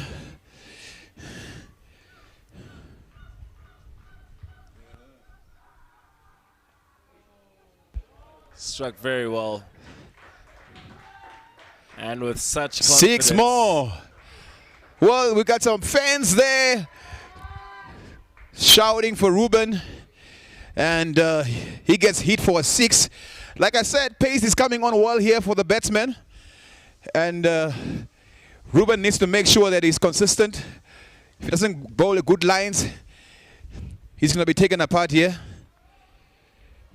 In comes Trumpelman. Oh, shot. 16 runs from just 4 balls. JJ Smith is in the mood here. Like I said, somebody has to do what Nicole Eaton did. And the player seems to be JJ Smith here. From just 4 balls, 16 runs.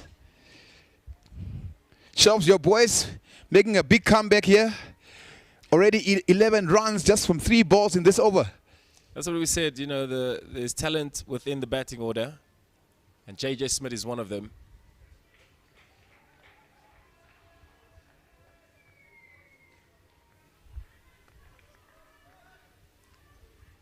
Next up, Ruben van Schoor will face the offense from Trumpelman, Ruben. They bring their 50 up just within the first 4 overs. you've noticed, both Rubens are being nice to each other. Whenever Ruben bowls to Ruben, it's an easy ball, and when Ruben bowls to Ruben, it's an easy ball. They're trying to help each other because they're namesakes. Ah, good ball. Well, the damage has been done in this over. 12 runs already from 5 balls.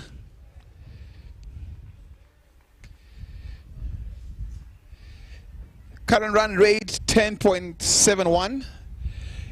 It's all happening here at the Wanderers.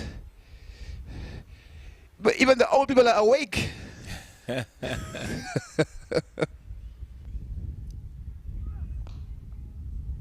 Oh, very well struck. Very well fielded. Good fielding. You can only expect that from the captain. Stop just for 1 run. Good work, captain. Well, 13 runs from that over. And we are into the final over of the power play here. 51 for 2. Chops going at a good rate. I believe it's not so bad going. I was expecting a lot more shakier start, but they have what it takes, and with JJ Smith coming in, this is an opportunity for the Kings to put on some points on the board. JJ Smith having a lot of experience, you know, the big man. Dani van Schoor having power at hand, and right now what they're trying to do is get those boundaries and not get caught out, not get run out. Nonetheless, a good score, and that worm chart just following in the same scale. They've got between 3 to the 8th over, and that's where they really have to do the damage.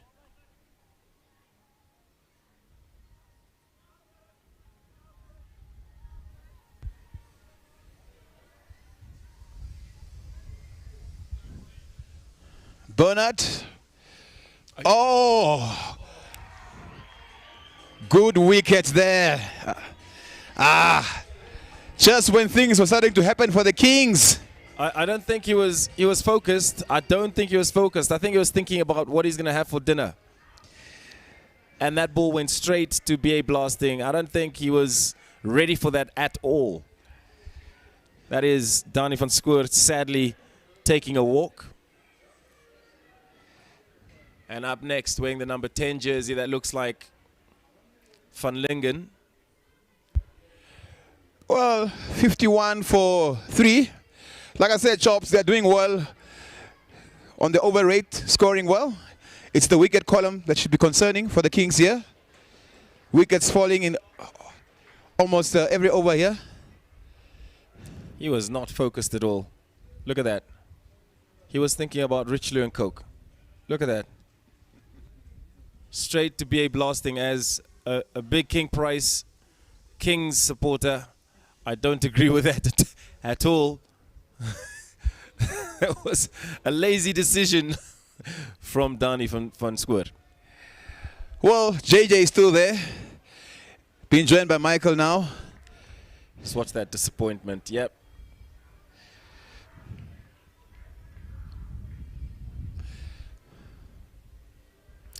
Well, it's all happening here, all happening. Sixes, wickets falling. And we're just in the 5th over.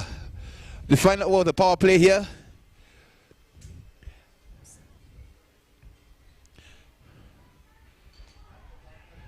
After this over, coming back, Trevor and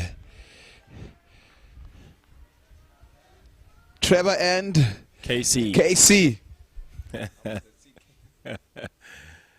Bernard Schultz. Oh, good bowling. Almost Trevor fell and off CK my chair. coming after this over. CK and Chops put some money on this game. I hear 10,000 each. 10,000. $10 each. $10? Yes. I was about to give him my money by the end of Where's your fave? last innings. Where's your fave, Chops? My $10 faith is here with the Kings. I would have put 100,000 on this game. But Trevor didn't want to, you know, I asked Trevor, let's go for 100,000, but Trevor says he can't use his pension money for gambling. It's not Trevor who says, it's his wife who says that. Well, good over here.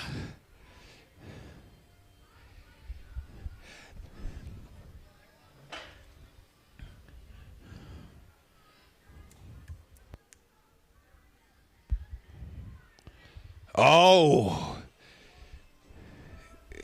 Is that a wide? Yes, given wide. Just 2 runs and a wicket in this over. Final ball. JJ Smith. 4 more.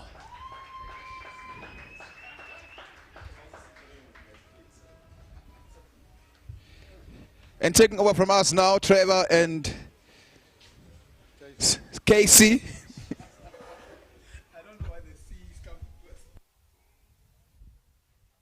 Yeah, thanks, Chops and Amor.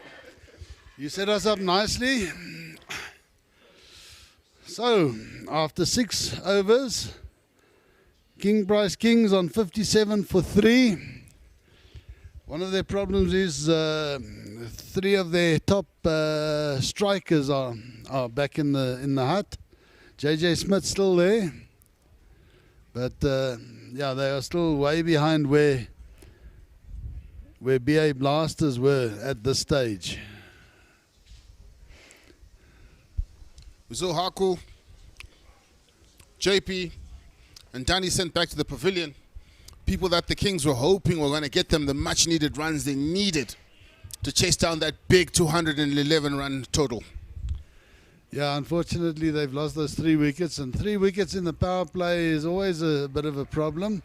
You know, so we're into the middle order already, and after the middle order, you know, don't know that they have the same sort of depth that BA Blasting have. That is indeed the question.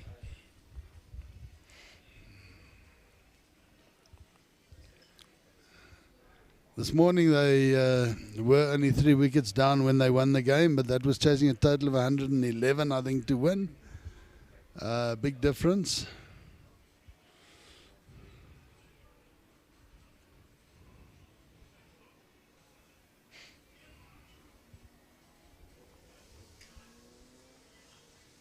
Oh, big swing and a miss. Yeah, that's the other thing.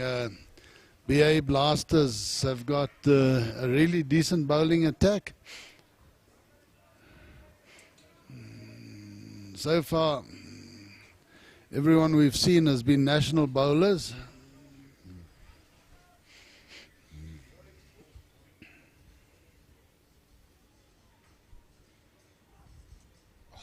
Another swing and a miss. They're going to run through. They're going to come back for another. Is that overthrows? No, they won't come back for another. See, that's also bad awareness. And that is where, seriously, I think, as we were discussing just now off air, Casey, King Price Kings have missed a trick, not taking those singles and being aware. That was another run that they've actually lost out on, probably already 5 or 6. And those 5 or 6 adds up later in the game, and it could be up to 20. Yes, it does.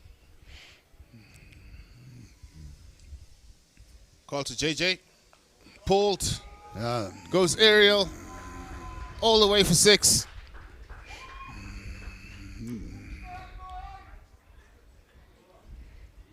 Yeah, that was far too short.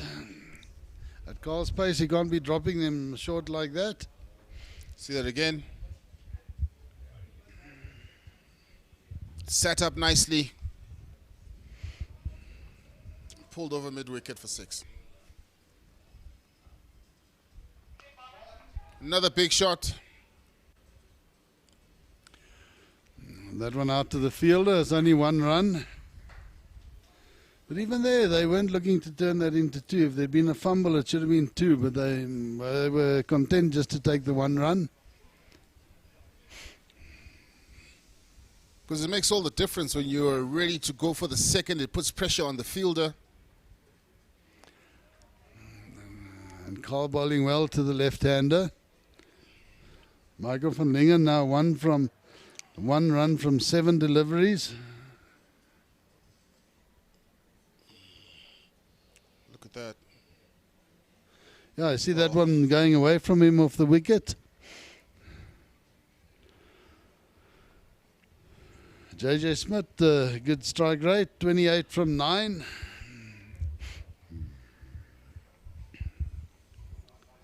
Looks like Bernard Scholl's going to stay in the attack from the northern end. They can obviously now have 5 fielders out of the circle. And look at that. If you look at their over by over chart, you can see they had a better first over, but since then, and probably a marginally better second over. But then into the third, they were well behind. Well behind. That's what made all the difference. And that's a few runs that they're behind there.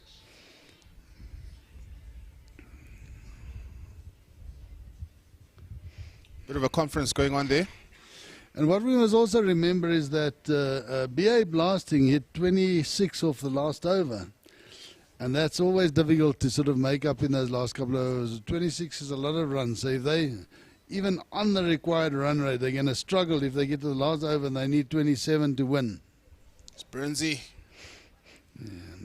Nice and tight, tucked away for a single. Or not staying with the required rate, but actually staying with where the BA Blasting were. That last over is always going to put them under pressure.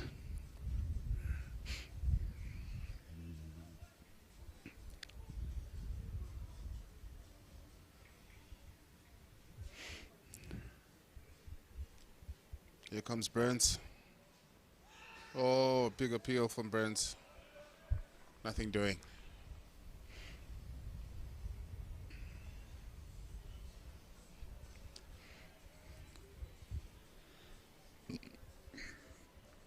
Yeah, he's forcing Michael van Lingen to hit into the wind. Okay, that one's cleared the boundary.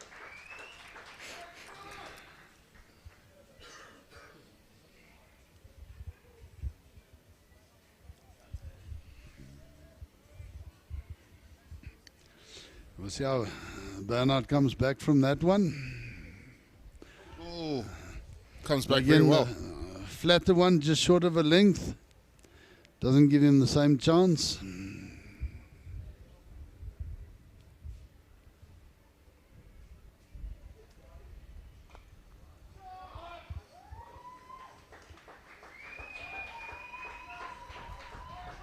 Okay, and another 6.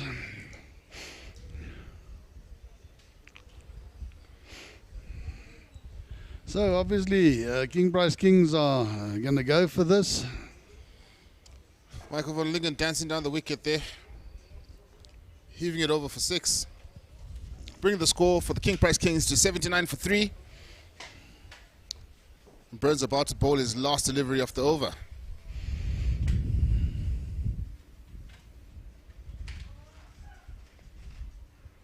Another dot ball. So 13 from the over. This is the Richelieu Franchise 2020. This is the final. King Price Kings playing BA Blasting. BA Blasting went out earlier, scored a big total of 210. And the King Price Kings need 211 to win. Just an observation on that last over. They did hit the two sixes, but only one single apart from that. So there was 3 dot balls. And you know, that's also a difference. They need to definitely be looking for singles in between those boundaries. Need to be looking for singles in between the boundaries and not just going for boundaries. Absolutely, Trev. And a correction there, obviously, BA Blasting scored 211, not 210, so 212 is what's required. Swing and a miss there.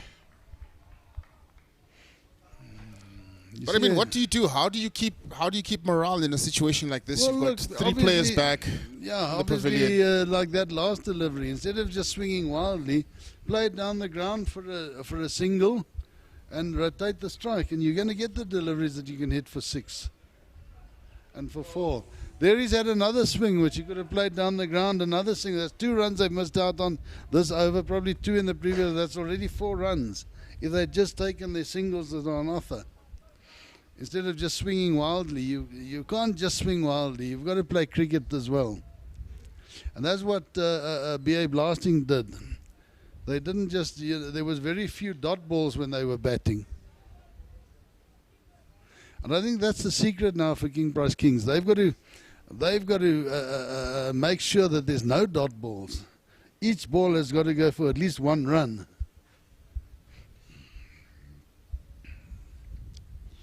If they had started off and said, right, we want to have at least 80 singles of the 120 balls, and the rest got to go for boundaries. Another swing and a miss. And that's why, so that's three balls is over. They've just swung wildly and missed. And that's the point I'm trying to make. So, yeah, change your game plan a little bit. If you're timing the singles down the ground, when you get the ball you can hit, you're going to hit it. They've both shown they can hit the ball.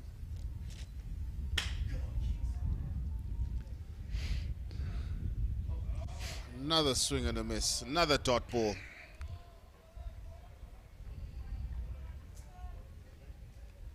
See, Chopsy's a bit agitated. He had backed the King Price Kings for this one. Yeah, well, obviously, he's looking for some insurance.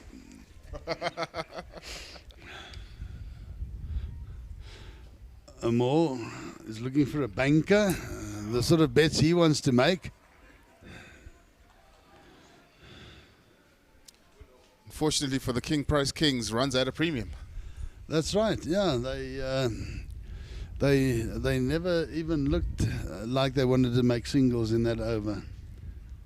See, by taking the singles every ball, you're also putting the bowling and fielding side under pressure.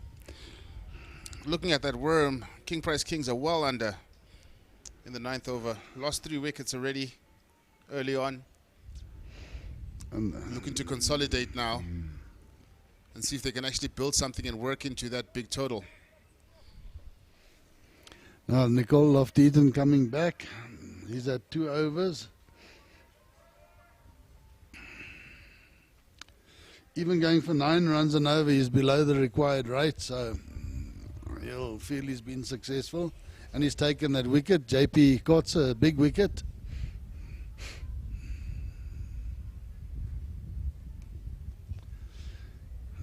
BA Blasters ensuring that they're getting their fielders in exactly the right places before they even start to bowl the first ball of the over. Attention to detail. Oh, that one dropped a bit short. Pulled. Yeah. Unfortunately, length not good there.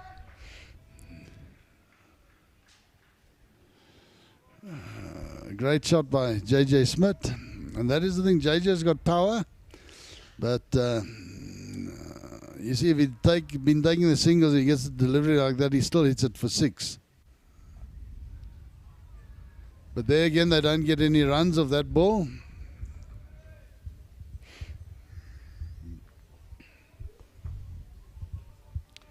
Obviously, Gerard Erasmus knows his customer, looking at his field placing there. Customer, did you say? Yeah, he's got the guys there backward of square on the offside waiting for JJ to play that cut. He knows he's going to play it, and it looks like that's where they're bowling to him.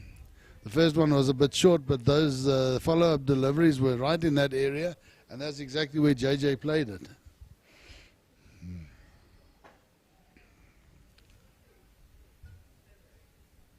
Nicole to Michael.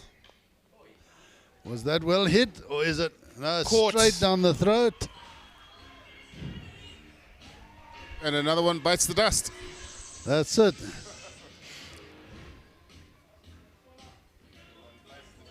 Nicole Lofty-Eaton now 2 wickets. Gone for 25 runs, but he's got the 2 wickets. And that is what King Price Kings have to be a little bit wary of, is losing regular wickets, because they're soon going to be down into the... again, Nicolas Scholes can still play, and he's not going to give up. He's a fighter. He'll fight till the end. But they can't afford to lose regular wickets now. There's got to be a decent partnership.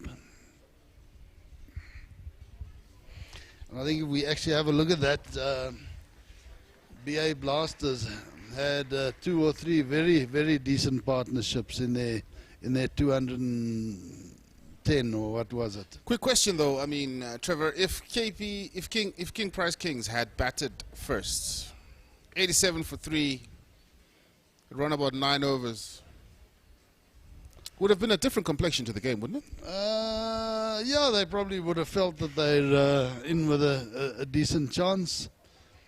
But I just think looking at it and the way they've gone about it, it's 87 for 4. So 87 for 3 would have been all right. But I think 87 for 4 is 1 wicket definitely too many. Too many. Yeah. And they've played shots that they wouldn't normally have played. I think they probably would have been around about 67, would have probably been more where they would have been now if they hadn't had the big target to chase. But yeah, 87 for 3. Look at that one turning. 87 for 3, 87 for 4. They probably would have taken that. 9.5 overs. Looked to be around 90 on after 10 overs. And then looked to double that and looked at a score of maybe 180. Yeah, no, that's it. But we saw with on this track, BA Blasting, they've got the batsmen to basically chase down almost anything that's put up against them. Look at that skyline. Look at that 20th over that you were talking about. 26 runs. The 19th over going for 19, 18 probably, 18 and then 26. That's 2 big overs. Now, King Price Kings are below their worm already, so they've got to get above their worm for them to have any chance of making the runs, because those last 2 overs I don't think they're going to have the same. There's that worm that you were speaking about. Yeah, just staying below. Going for the big one. Oh. Over the fielder. Who's that down there? That was a valiant effort to get up there, but a good hit. JJ Smith obviously going for it.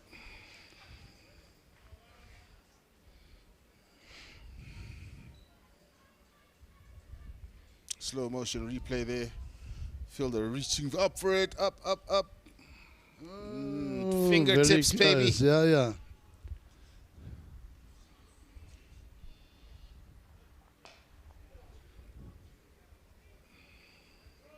Are they going to push for another one? Yes, they do.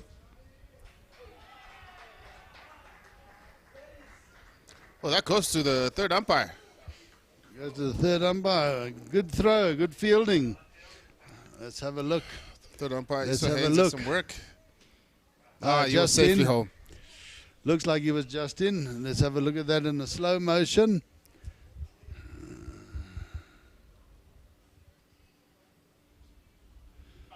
We'll set a little bit slower motion there. There we go, slow down the frame. He's in the frame. Oh. Was his bat in the air? You need another frame there almost. Was his bat in the air? You need another frame there almost. That's a lot closer than what we thought. Just look it's a at lot that closer. On the line is the umpires. On the line is the umpires. Is the bat touching the ground? It does. Oh, that's in between frames. In between frames. You'll have to give him not out. Benefit of the doubt to the batsman there, Trevor. Obviously, the doubt goes to the batsman. They're not going to...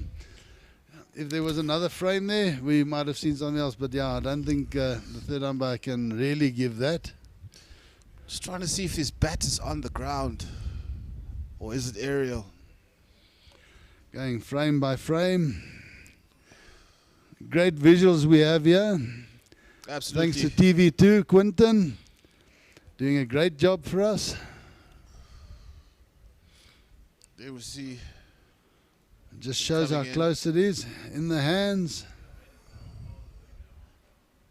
Right there. Just that one frame. One you frame just need back, to see maybe. where. One frame back, but yeah, we're not going to get it. We're not going to get Benefit it. of the doubt to the batsman, I'm sure. I remember one World Cup where Lance Klusener was batting and he had exactly the same thing. They were missing one frame and he was given not out and made 100, I think, that day. Appeal for an edge.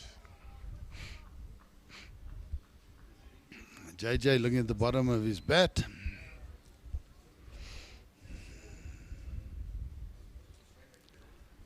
Six off the first ball, 2 runs off the second, and then a dot ball. King Price Kings are 96 for 4 after 10.3 overs.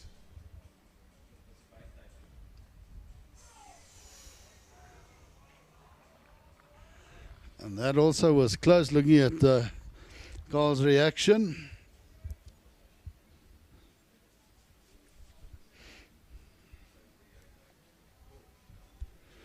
Yeah, this one still looks like it's going down to the wire.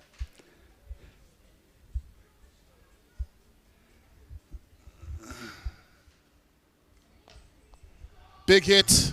Will it clear the boundary? Yes, it does for 6. 6. That brings up JJ's 50. Oh yeah, 50 for JJ. I think in the same number of deliveries as Nicole Lofty-Eaton, 23. Fished it from wide outside the off stump. Big, powerful hit. Nothing the fielder could do about that one.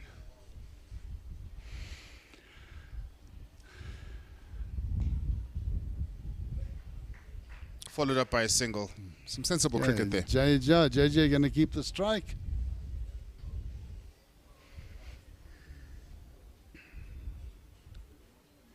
$15 of that over.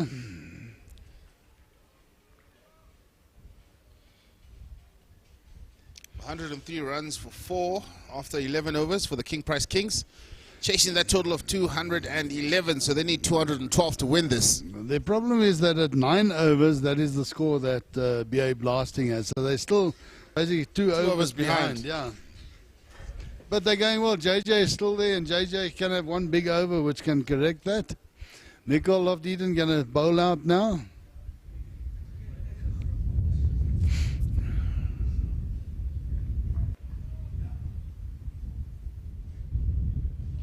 Oh, that goes aerial. This is going to be taken over the boundary for 6. That's it, JJ having a full go now. Bring him to 59 off 25. 59 of 25, that's it. He's just got to keep going. Strike rate of over 200.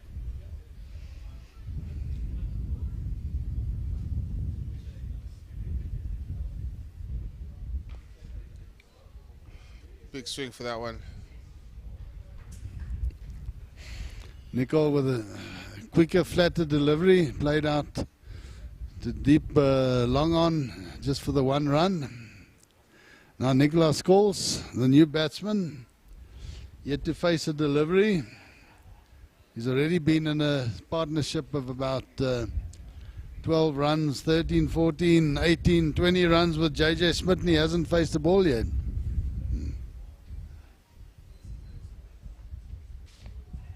Pushes it down for a single to rotate strike. Sensible cricket from That's Nicholas. right. No, Nicholas is has got a good cricket brain as well. He'll think about it and keep it going.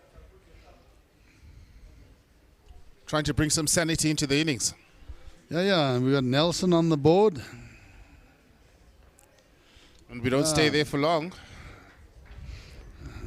The score ticks over to 112 for 4. JJ again plays that one down to that backward of point area for the single.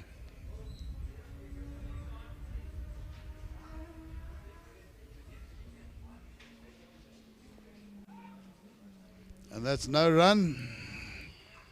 That fielded mid-wicket doing well. So 100 runs needed from 8.1 overs. Yeah, obviously it's doable. They're just going to have to keep going. But JJ will be key. Yeah. JJ will be key. He needs to stay in there. Nicholas Scholes trying to reverse sweep there. Missing that one. Finishing with 2 dot balls. See, even with those big overs, they're still below that worm. And those 44 runs of the last 2 overs, I think, are still going to be key.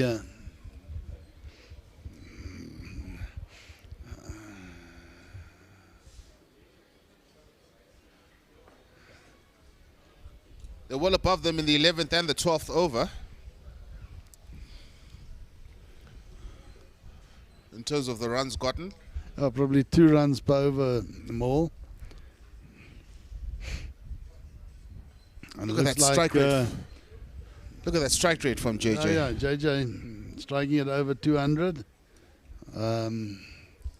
Nicole also was at 200, I think, when he was out. We've got to change of bowling. Dirk, no, sorry, not Dirk. Dewald Nel coming into the attack. Dewald Nel coming in with some seam. Bit of pace a little late on in the day.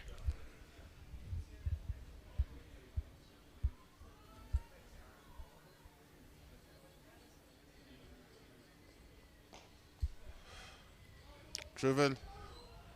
Ah, that's well fielded. Well fielded. Great fielding. Dewald has this nice open-chested action. That's right, yeah. Front on. Been working hard on that. He's in the in the national group now.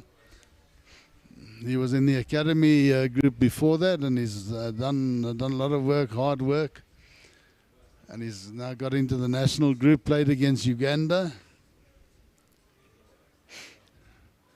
And now going to Nicolas Scholes.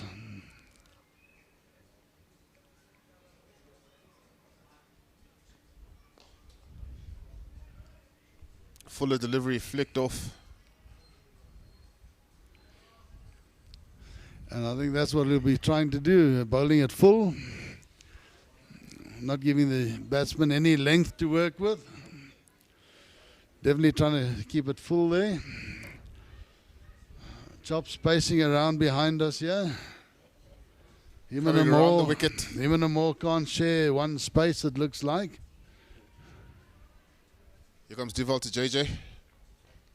Also good delivery, held it back a little bit. So JJ Smith has hit 2 4s, 7 6s. Strike rate is 221.43. Yeah, as long as he's there, they obviously have a chance. He has to keep his wicket and not give it away. That's it, and that's the problem. Just one false shot and that's it, or a run out, or anything. Fetches it outside the off stump. Plays it onto the onside. And there again, they could have gone for 2 if they'd run that first one quickly, but they're not. Could have kept JJ on strike. So far, Dewald, a good over.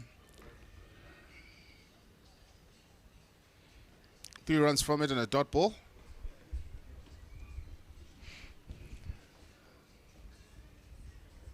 Here comes into Nicholas. Smash straight past the bowler. Down the ground, 1 run again. See there, JJ not even looking like he wants to go for 2. He wants to face that last delivery.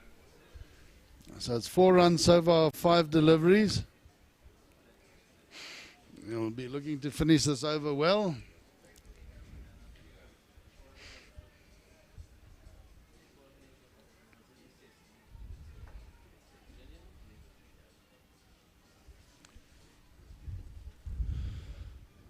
Dewald to JJ. Oh, and he's dropped. He's dropped. They get 2 runs, 6 of the over. JJ gets a second life. That's right. You see, that was that one. Must hit it a bit.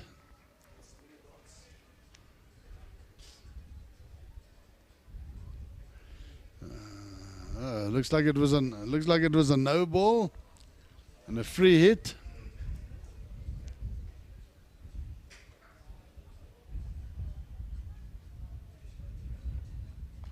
Oh, picks it up. Caught. Okay, so 1 run from the free hit.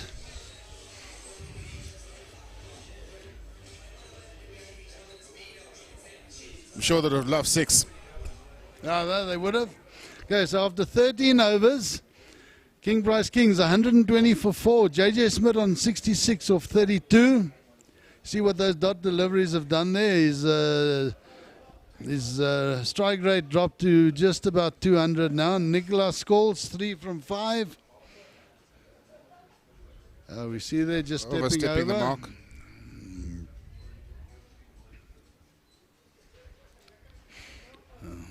So even if that had been taken, it would have been not out.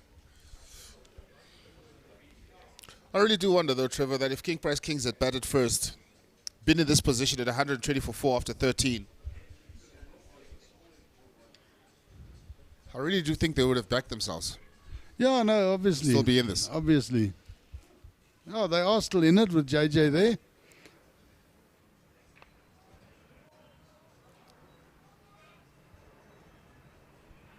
Not taking a chance. Low-flying aircraft, beware.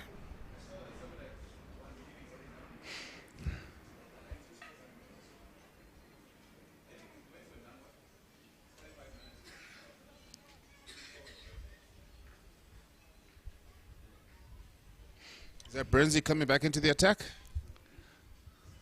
This is Alex Volshenk. Ah.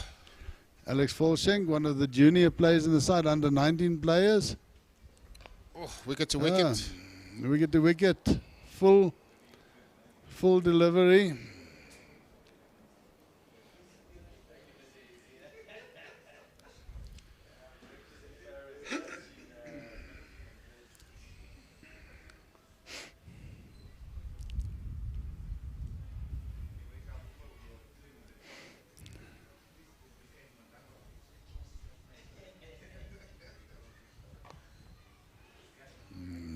And again, straight down the ground. No, they're not going for a second. BA Blasters attacking the ball there in the outfield. Keeping the pressure on.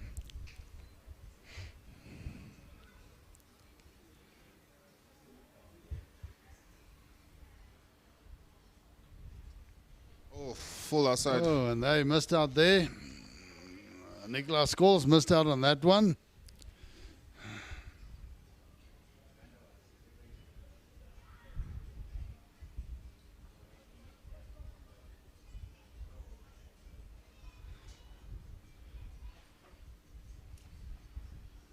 Oh, and again, there's a decent delivery from the youngster. Alex Volshenk, now only 16 or 17 years old.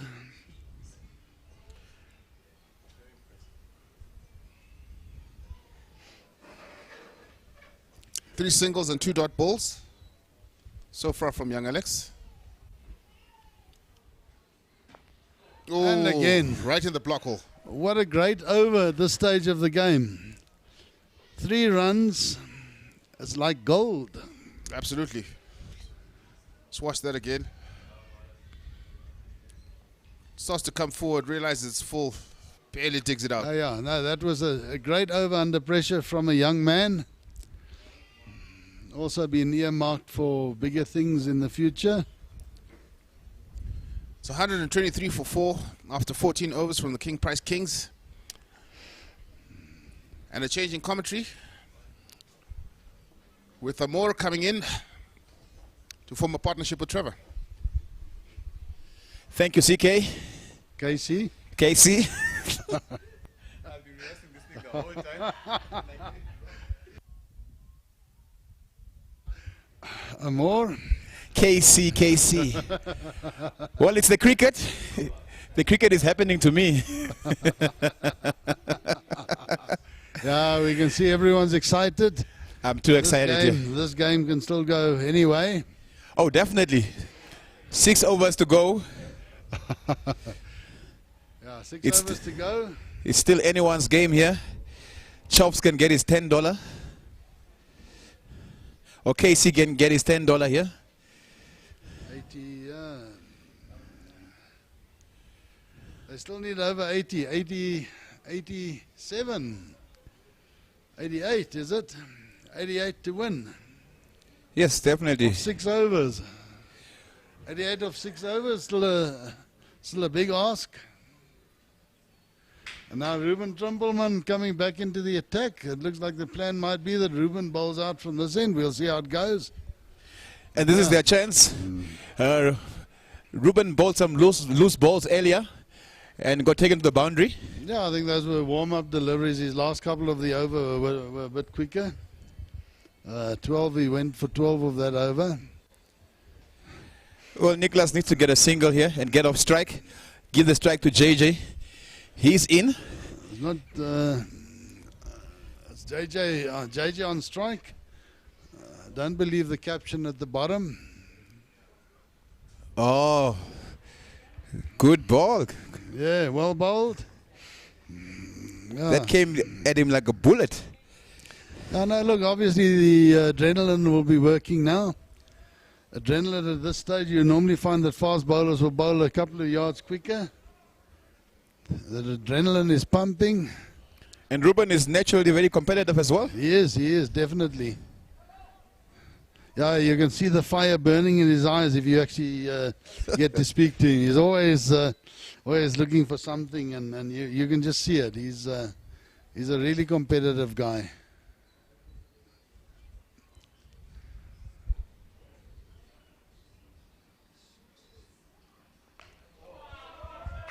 Oh, 6 more from JJ Smith.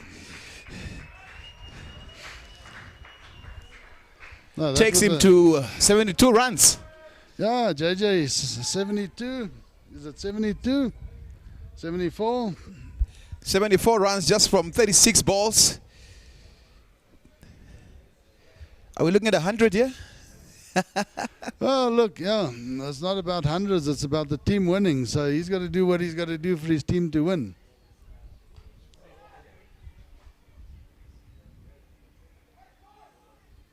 Easy 2 runs there. Oh. Good running. Stronger arm there, and he could have been in a bit of trouble. Obviously also throwing into the wind.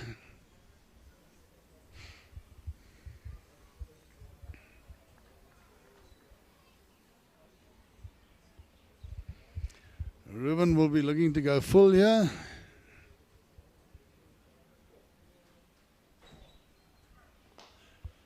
And that he does.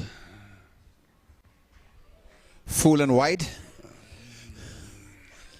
1 run. Nicholas Scholes now on strike. Let's see what Ruben does. Is he going to stay over the wicket, or is he going to around the wicket? Sorry, or is he going to go over the wicket to Nicholas Scholes? Nicholas just 4 runs so far from 9 balls. He needs to up his strike rate here. His team needs runs. And they're backing the offside. Good bowling. And that'll be another single.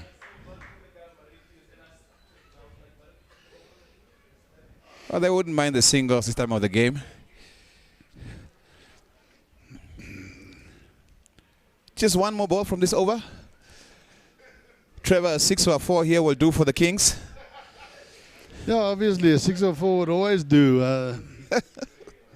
They really need a couple of big overs. And I still say those last 2 overs where BA Blasters got 44. That was a killer blow that they dealt there. The last definitely. over of 26. Now that last over went by 26 runs. Let's see what happens here. That one is called wide. Well, the Kings will take anything, Yeah, you any can see extras his here. intent there, full and wide, and at the same time, to get it just inside the wide line there. At the same time, Trevor, the Kings give away 19 extras. Yeah, well, that's obviously also a problem.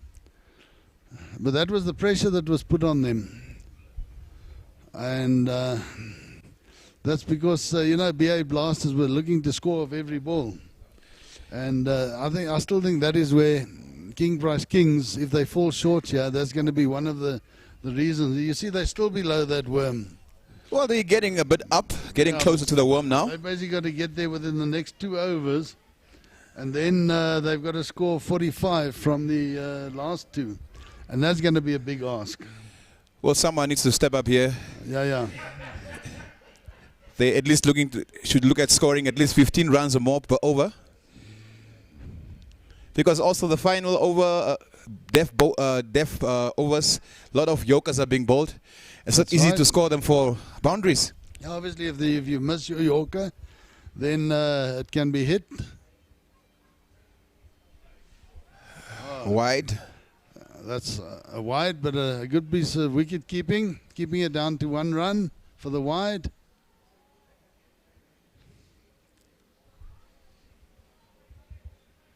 But also Alex Volshank looking to bowl full.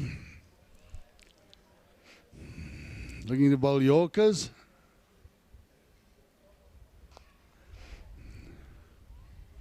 And that's it. JJ Smith, I think that maybe is the game. Well, a big blow here. JJ Smith getting out there. 78 runs from just 40 balls. The Kings are in trouble now. And you see what happened there. JJ was striking at 230 odd.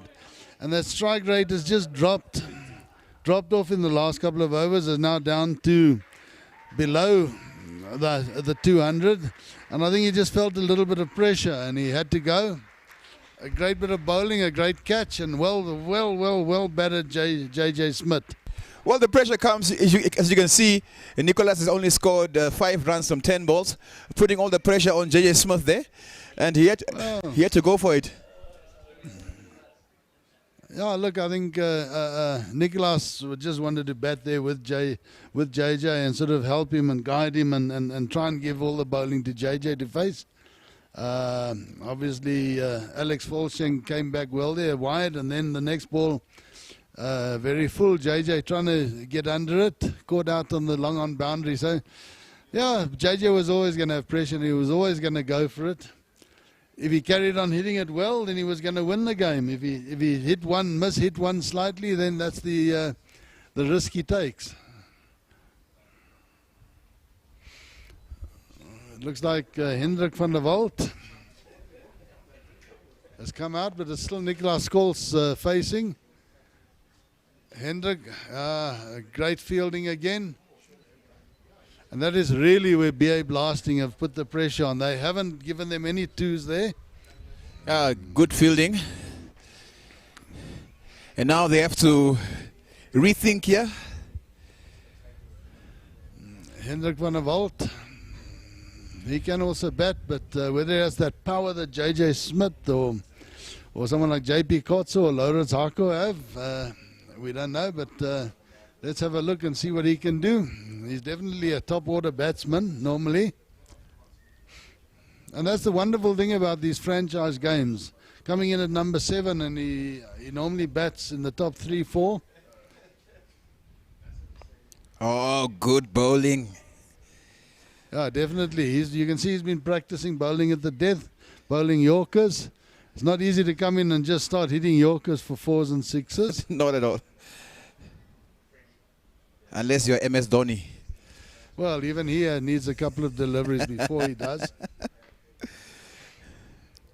They're also just getting the one. He's obviously going to need 1 or 2 deliveries just to get the speed of the wicket.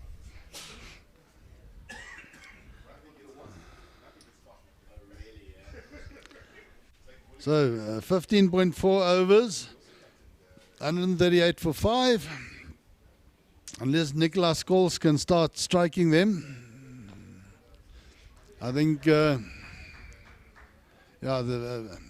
King Price Kings are going to be under pressure from now on.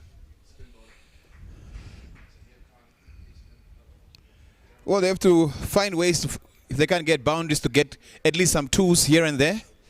No, I think 2s here and there isn't going to do it anymore. They need a couple of big overs. Yeah, at this stage, they've got to go. You know, if they don't go full out, they're not going to make it. Swing and a miss. Swinging and missing. But at least he's got intent there now. He was, I think, looking at hitting a boundary of that last delivery so that Nicolas Scholes could face the next ball. Doesn't help the new batsman takes the single and keeps the strike. Yeah, Alex Volshing definitely bowled 2 great overs. 2 overs, 7 runs, 1 wicket. At this stage of the game to JJ Smith and Nicolas Scholes, excellent bowling, and that is almost a game-winning little spell that he's bowled there. Definitely, and as you can see on the warm there, not really getting there. The Kings, they are still very far behind. The required run rate right now has climbed up to 18. 18, that's it. So they need to score 18 of 4 overs. 3 overs, is it? Was that the 17th over? Was it the 16th? That was the 16th over. Still 72 runs required here to win. Ruben running in. Oh, he plays it on. Wicket. Yeah. Obviously looking to run it down to that vacant or that third man area. Looking to run it down there. Fine. Bowled. Ruben Trumpelman. That's the problem. You know, that little bit of extra pace that Ruben has. And we're looking again at Alex Volshing bowling. Swing and a miss. Yeah, and I think almost you can almost see it now in the body language of King Price Kings. Unless someone can become a miracle worker.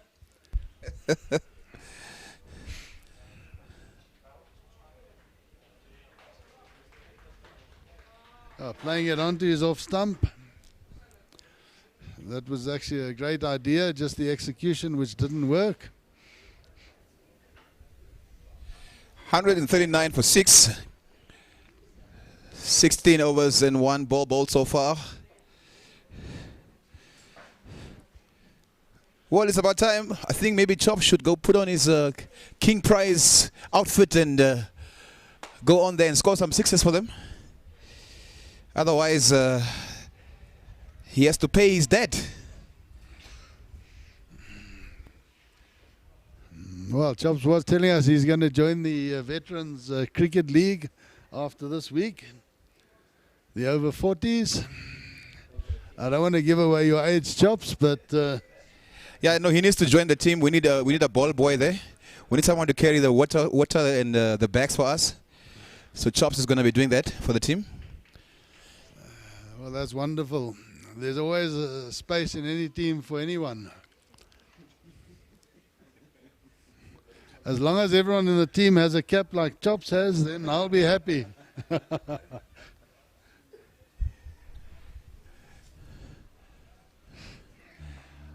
Well, the Kings here starting to look like they're accepting defeat.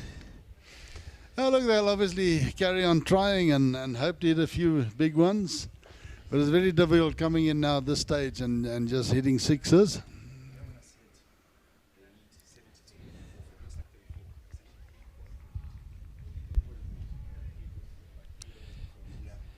They still need 71 runs from just 3.5 overs. And Ruben Trumpelman bowling very well here. 19.64 now the required run rate. 20.57 each dot delivery it goes up. And Hendrik in the air there. That one, that's in the air. Is that going to be caught? Oh, he drops it. But a valiant effort. They run 2. Run 2. Hendrik van der Walt hasn't given up yet. He's going to have a full go. It's difficult coming in and taking on a bowler like Ruben Trumpelman and just hitting him. Yeah, valiant effort there. Was that Dewald Nell? Well, good effort. The wind also playing its part today. Again. Oh, swinging and missing. If he'd hit that, it was going a long way. Unfortunately, 22 runs to the over. It really becomes almost impossible now with only 3.1 overs left. But it's been a great day's cricket, a great final. I mean, we were treated to an absolute spectacle. Well, honestly, no one can complain. No, that's right. Very entertaining game there. We've seen in another wicket. We've seen two guys scoring 50s at basically a strike rate of 200, which is amazing stuff. It's not every day that you see guys scoring 50s in the high 50s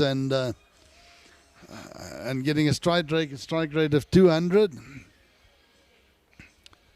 We've seen some good bowling. We've seen some great fielding, good catching. Well, for J.A. Smith, he just needed one of his teammates to also score a big score for them to stand some chance. He scored half their runs on his own. I think that was his problem. The BA Blast had Nicol Loft-Eaton that started off well for them, but then Ruben Klaasen and Micha de Pree at the end. Looking at the scoreboard, you can see no one else above 20, scoring above 20. J.J. Smith scoring 78 from 40 balls, but the rest not looking so good there. And that is the problem they have. That is the problem they have. Even Gerard Erasmus, that I think only got 14, or how many did he get? Was going at like a runner ball, so he didn't waste any deliveries. Okay, 17 overs, so 3 overs left. Alex Volschenk. 142 for 7. In most of the other games that we've seen during this weekend and during this tournament, that would have still been a competitive score and they still would have been in it. But yeah, 210 in the final. What a great effort. Definitely a big score put up here.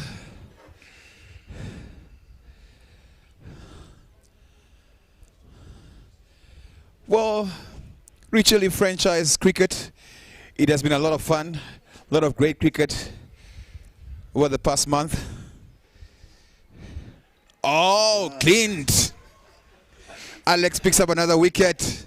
Yeah, and Alex now is sitting with great bowling figures. 2 for 8. 2 for 8 from 2.1 overs.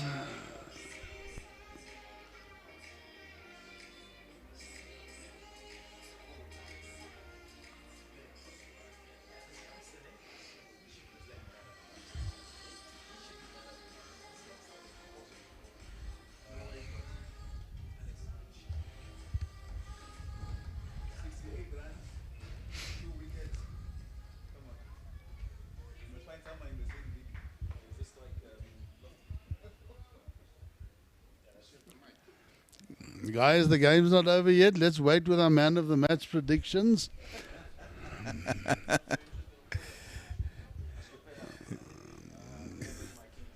17.2 overs bowled, 143 for 8.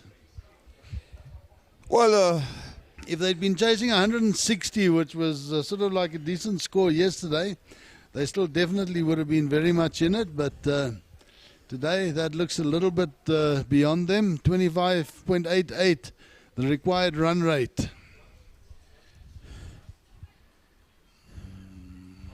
And it doesn't look like Alex is done yet. No, and you know, just looking at this, the sun sort of starting to set behind us. Sun setting on a great tournament. Richelieu T20 Franchise Series. Once again, a great standard of cricket. Some great hitting. Great run fest here this afternoon. I mean, what more can you ask for them? Already 350 runs scored in this final.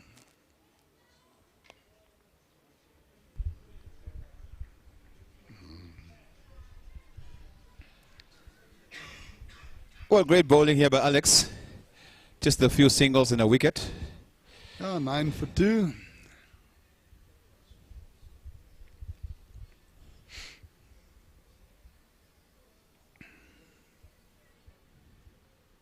Oh, full toss. Just another. It's called no ball. Oh, no ball. No ball on height. Height. So that will be a free hit.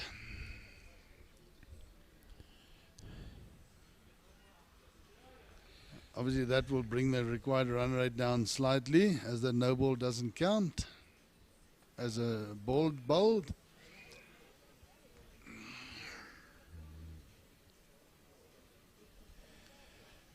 One gets to swing hard here.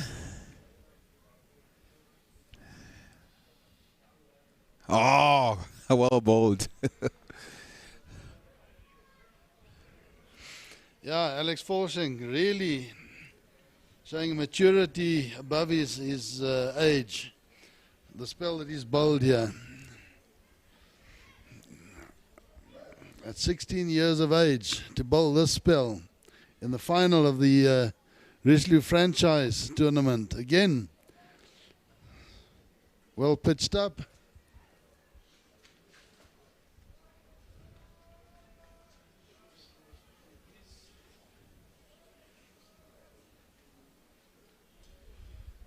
So there we have it after 18 overs, 147 for 8. We'll see who's going to continue. It looks like Ruben Trimpelman will continue from the southern end. Well, they need 65 runs from 2 overs here. Required run rate 32.5. Yeah, it's creeping up to that 36. When only someone like Kieran Pollard or Herschel Gibbs. Chris Gale. Even Chris Gale hasn't done that yet. 36 from an over. Chris Gale actually has done it. Chris Gale has done it. I watched Pollard do it this year as well. Where did okay, maybe Chris Gale has done it, but not in international yet. I'm talking about international 36 from and over. All right.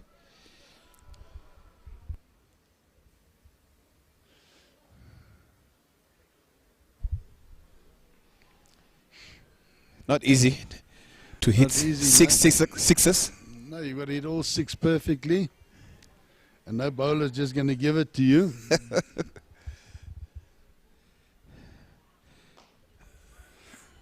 Seem to bowl a cutter there.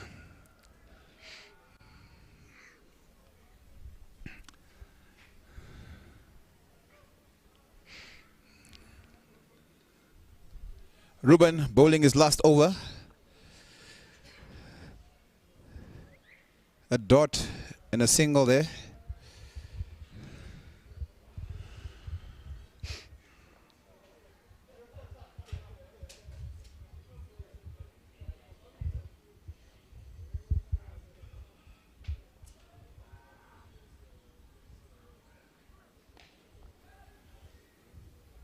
In the air, but falls safe. Another single. Yeah, and obviously at this stage, number 10 batsman out there, 9 and 10 batsmen is going to be difficult for them. 8 and 10.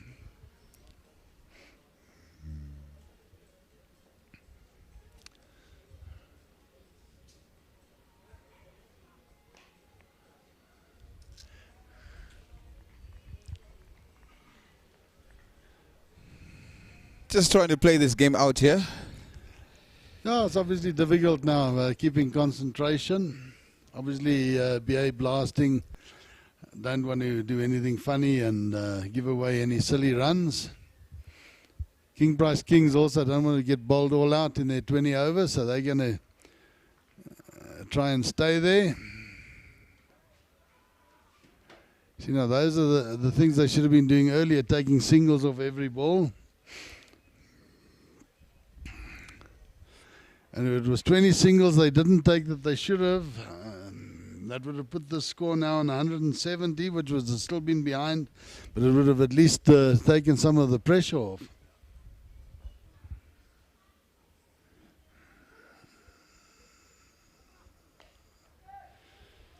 Renier Bosman, looking at the mid-wicket boundary.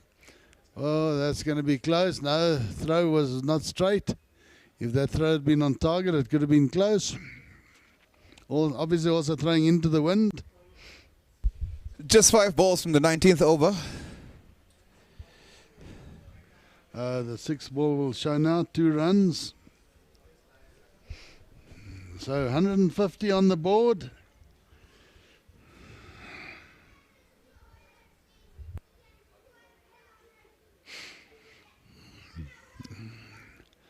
And 150 for 8. If they'd 152 for 8, if they'd batted first, they had 1 over left. Sure, they would have been fairly happy with that. But in hindsight, 152 for 8 is just not going to be enough.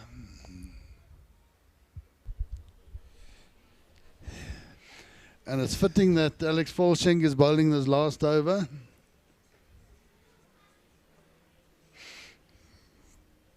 We've seen a great spell from him. He came on, kept them quiet for 1 over, and then the next over he got JJ Smith out, caught it long on.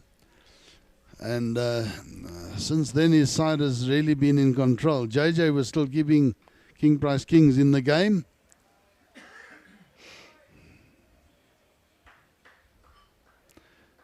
And that was always going to be the problem that JJ had. The big hitters that were with him in the team had all gone out, and he was left on his own to fight a rearguard action and try and pull it out the fire. Yeah, definitely. JJ didn't have much support here today. Just another single there. And Alex Volschenk, that is great bowling figures in the final. Those 2 wickets that he took, obviously big wickets. The one of JJ Smith was crucial. And I still said when they got that wicket, I felt that was the game. I still feel that way. While JJ was there, if he'd gone at strike rate, continued a strike rate of 200, they were definitely in with a chance. Yes, definitely. I mean, JJ was striking the ball well. He was also dropped earlier. Got a lifeline there. That was a no ball that he was dropped off, so it wouldn't have counted anyway. Oh, look at that. Alex Volschenk been trying to bowl Yorkers, and for the most part has got it right. Well, so far just 17 runs from his 3 overs and 5 balls. Final over and a wicket. He gets 3. 3 for 17. Great bowling from Alex Volschenk. I think it thoroughly deserves it. And look at that, the BA blasting kids running onto the field with flags. Amazing stuff. Well, a great game here. BA blasting, winning the final, putting up 211 runs. And there Freddie Mercury strikes up in the background. We are the champions. And truly they are. BA Blasting have won the Richelieu T20 franchise series the 2nd year in a row. This year they lost 1 game in the round robin and they tied 1. Otherwise, for 2 years, they haven't lost a game, winning both finals. Last year's final went down to the last ball, also a score of around 200. And this one, I think King Price Kings, in any other game, that would have been a competitive score, but today, it was just not enough. Well, as you said, you look at those 26 runs scored in the last final over. That really took the game away. Yeah, I think the last 2 overs, 44 from 2 overs, was always going to make it difficult for King Price Kings to come through and win that game. Was their worm was never really in contention, so they would have had to, even if they'd got into those last 2 overs with wickets in hand, if they'd been level with BA Blasting at that stage, they would have still had to really hit it to do anything. And they're obviously mightily pleased there. The music blasting out. BA Blasting the music. BA Blasting won by 54 runs. So just to sum up, BA Blasting scored 210 for 4. of 20 overs. Nicole Lofty-Eaton, a great 50, at a strike rate of 200. In reply, King Price Kings, 157 for 9 in their 20 overs. JJ Smith also, 70-odd, 80-odd runs, also at 200. And I think at the end of the day, deserved winners. They showed some class, BA Blasting, and they deserve to win this. Very well done to them. Yes, definitely. They played well, and a great win for BA Blasting here. Well, we're just waiting to have KC downstairs for the interviews. Yeah, I just think it's also fitting that as this tournament draws to a close, the sun is setting in the west. A lovely day that we've had, a bit of wind, but otherwise been wonderful weather. It was wonderful cricket weather, sun setting, and Richelieu, I'm sure, will be very happy with the tournament that they've once again sponsored and hosted for us. It's been amazing cricket being played, a real showcase for Namibian cricket on the world scene. Well, definitely entertaining cricket here. The sponsors, Richelieu, Duffer-Bet, they will be very excited to be part of this. Of course, round of applause goes to Cricket Namibia for putting together a very well organized tournament. Also, if you look at how the COVID protocol was done properly here, I mean, very great stuff for cricket, and it's good to see. That's right, yeah, and I think very few of us realize John Haynes from Cricket Namibia, this was actually his brainchild a few years back, I think 4 years back. John came up with his brainchild and said we need our own franchise tournament, and they said, okay John, we'll give you a chance to arrange it, and John arranged it, and it's just gone from strength to strength from there. The first year I think there was 3 teams in it. It went up the next year to 4 teams, and it's now really it's a highlight of the Namibian cricketing calendar. You know, this what we've seen here this weekend and the previous weekend before Easter definitely rivals the games that Namibia had against Uganda, and maybe even overshadows them in excitement and what was going on. So yeah, really a great brainchild from John Haynes, and he needs to be complimented for coming up with it and for showing the commitment and pulling it through. Yeah, definitely the teams that took part in the tournament also, I mean, brought a lot to it. The Kings, Exco M&M Science, BA Blasting, all these teams that came to take part, they really played some good cricket, and also a good learning for the young cricketers as well. But the teams were very competitive throughout. Even when they scored, like yesterday's game when this 110 was scored, it was still a very competitive game to watch. So very good cricket. No, definitely, and I think another thing which we mustn't forget was the 2 exhibition games from the Namibian women's players.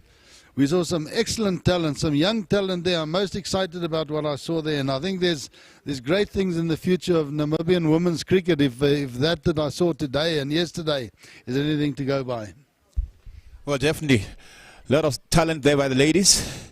So cricket is growing in Namibia. Obviously, it can't happen without support from the corporate world. And that's why we are grateful to have the likes of Richelieu, the likes of Duffer-Bet. You know, it takes money to do these things. That's right. IXU that sponsor the women's clothing. And then also all of our franchise owners here. Mustn't forget them. BA Blasting, King Price, MR247, and then also Exco M&M Signs. Well, we go to KC downstairs for some interviews and for the awarding ceremony.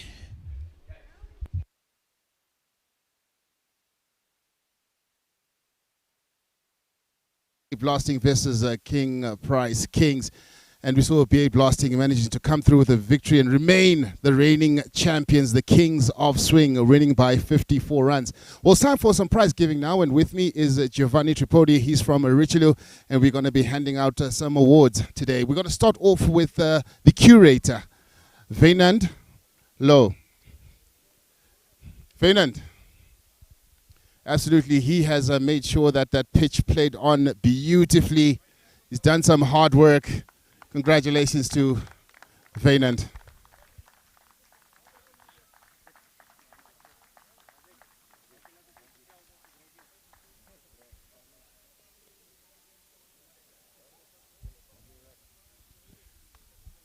All right, and then next up, we have to obviously show a token of our esteem to the umpires.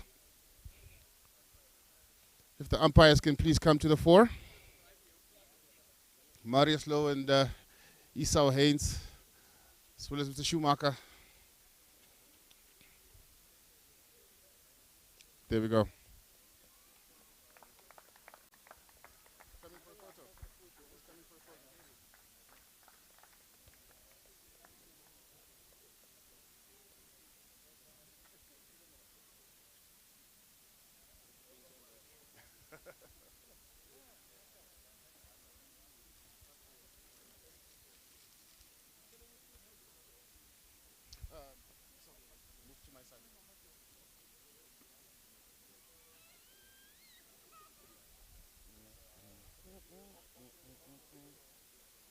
Brilliant. Thank you.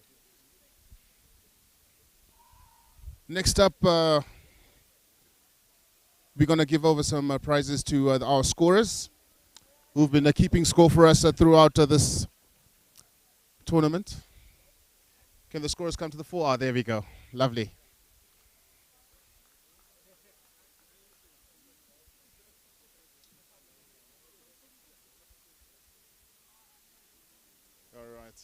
Nice photo opportunity. There we go. Brilliant. Okay.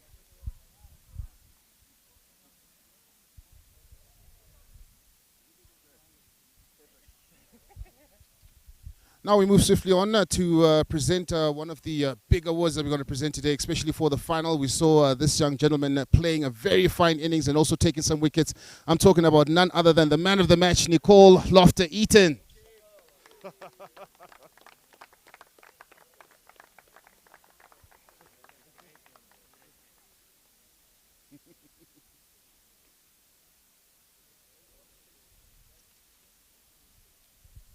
Okay, next up we're going to look at some of the people that have really come through during this tournament. Obviously, one of the best bowlers that came through is none other than the man who just received the man of the match. I'm talking about Nicole Lofter-Eaton with 13 wickets.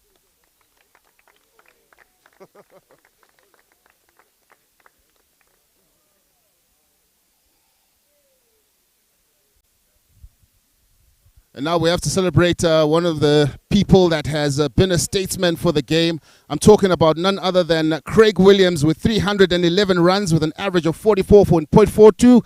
Craig Williams. Okay. Well, his award will be kept to him and we'll be giving it to him a little bit later.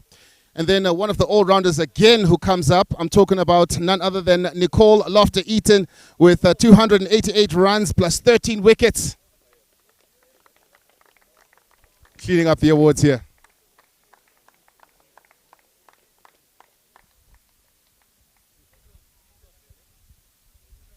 And then now we have to recognize one of the players of the tournament. Unfortunately, he's not here, but still Craig Williams, 311 runs and 11 wickets. So well done to him. We'll keep his award for him.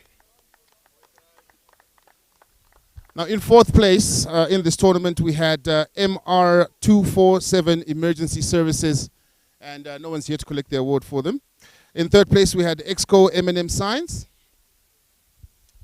And then obviously moving on to the final, the guys that played in the final, I'm talking about the King Price Kings. Can JP please come through?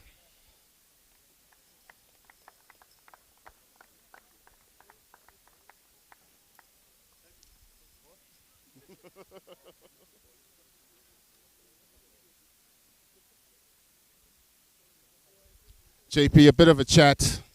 Well, you went in there a little bit earlier on. It came out the way it came out, but you guys really did show fighting spirit out there.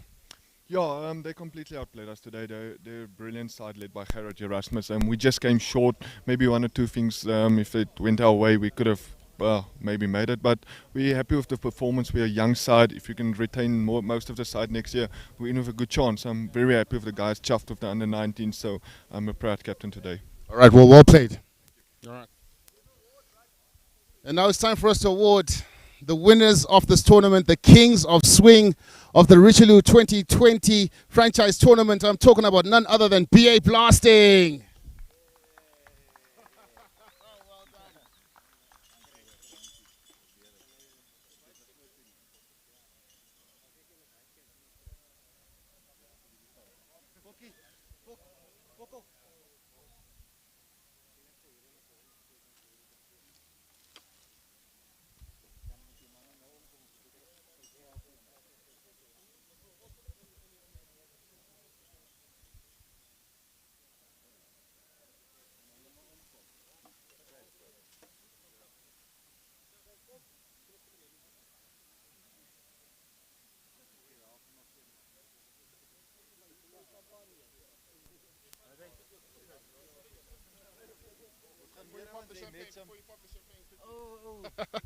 Quick, Gerard, it seems like we've stood here a lot over the course of the last couple of weeks. I've been saying congratulations to you a lot. You've really led the boys really well.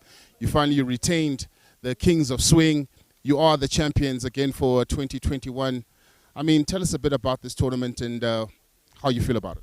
Yes, obviously it's a pinnacle for domestic cricket in Namibia, and I think we want to set the standard, not only on the field but also off the field, and with good team culture and really buying into a tournament, and that is what our company has done. I think huge credit to BA Blasting and to Alex Volsking, the owner, for buying in wholeheartedly. It's only with investors and stakeholders like him that cricket in Namibia can really go to the next level. And also then to all the other owners, the other three companies, King Price, MR 24/7, and M&M Science Exco. Awesome stuff from them. The stakeholders of this tournament is what it's all about.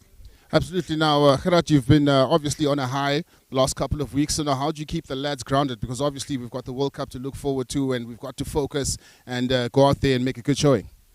Yeah, I think for me it's about continuously winning and creating a winning culture in Namibia, creating a good cricketing culture.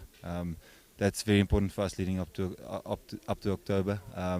So for now, it's probably going to be a few winter months. The national team is playing next month or this month again. And then a few winter months, we'll see what cricket is there to come up. And the COVID world's a bit uncertain, so we'll have to just stay together. And within that team culture, I think not much can go wrong. Thank you so much, Gerard Erasmus, for great captaincy out there and being a great leader and ambassador for the sport in the country. Cheers, thanks so much. All right, that's it. It's time to pop that champagne. This was the Richelieu Franchise 2020. Come on, boys. These are the guys that made it all happen. I'm talking about BA Blasters. Come through and they've won.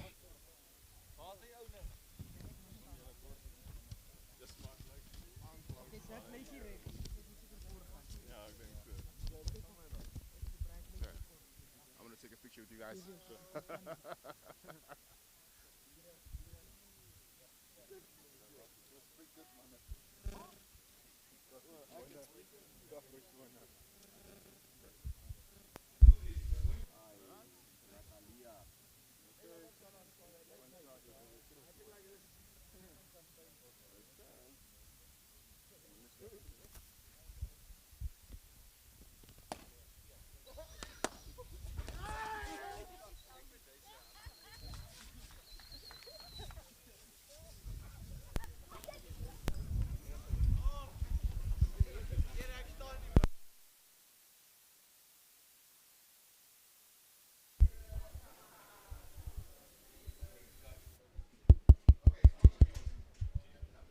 Well, there you have it, ladies and gentlemen. What a wonderful tournament we've had, the Richelieu T20 franchise.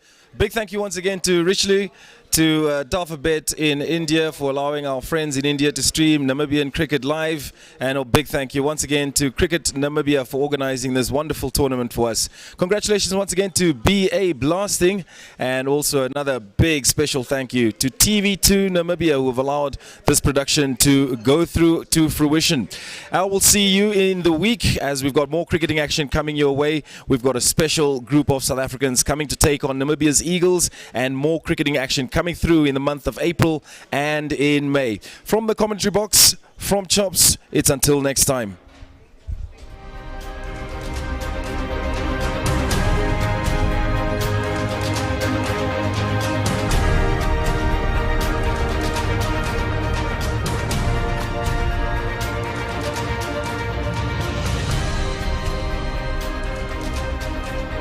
This is our export product. In 26 months, we have transformed from 49 for 9 to a sport that's going globally, competitive, professional, the sport of choice in this country, and inclusive, with no political interference. We are set to make cricket with you something special in this country.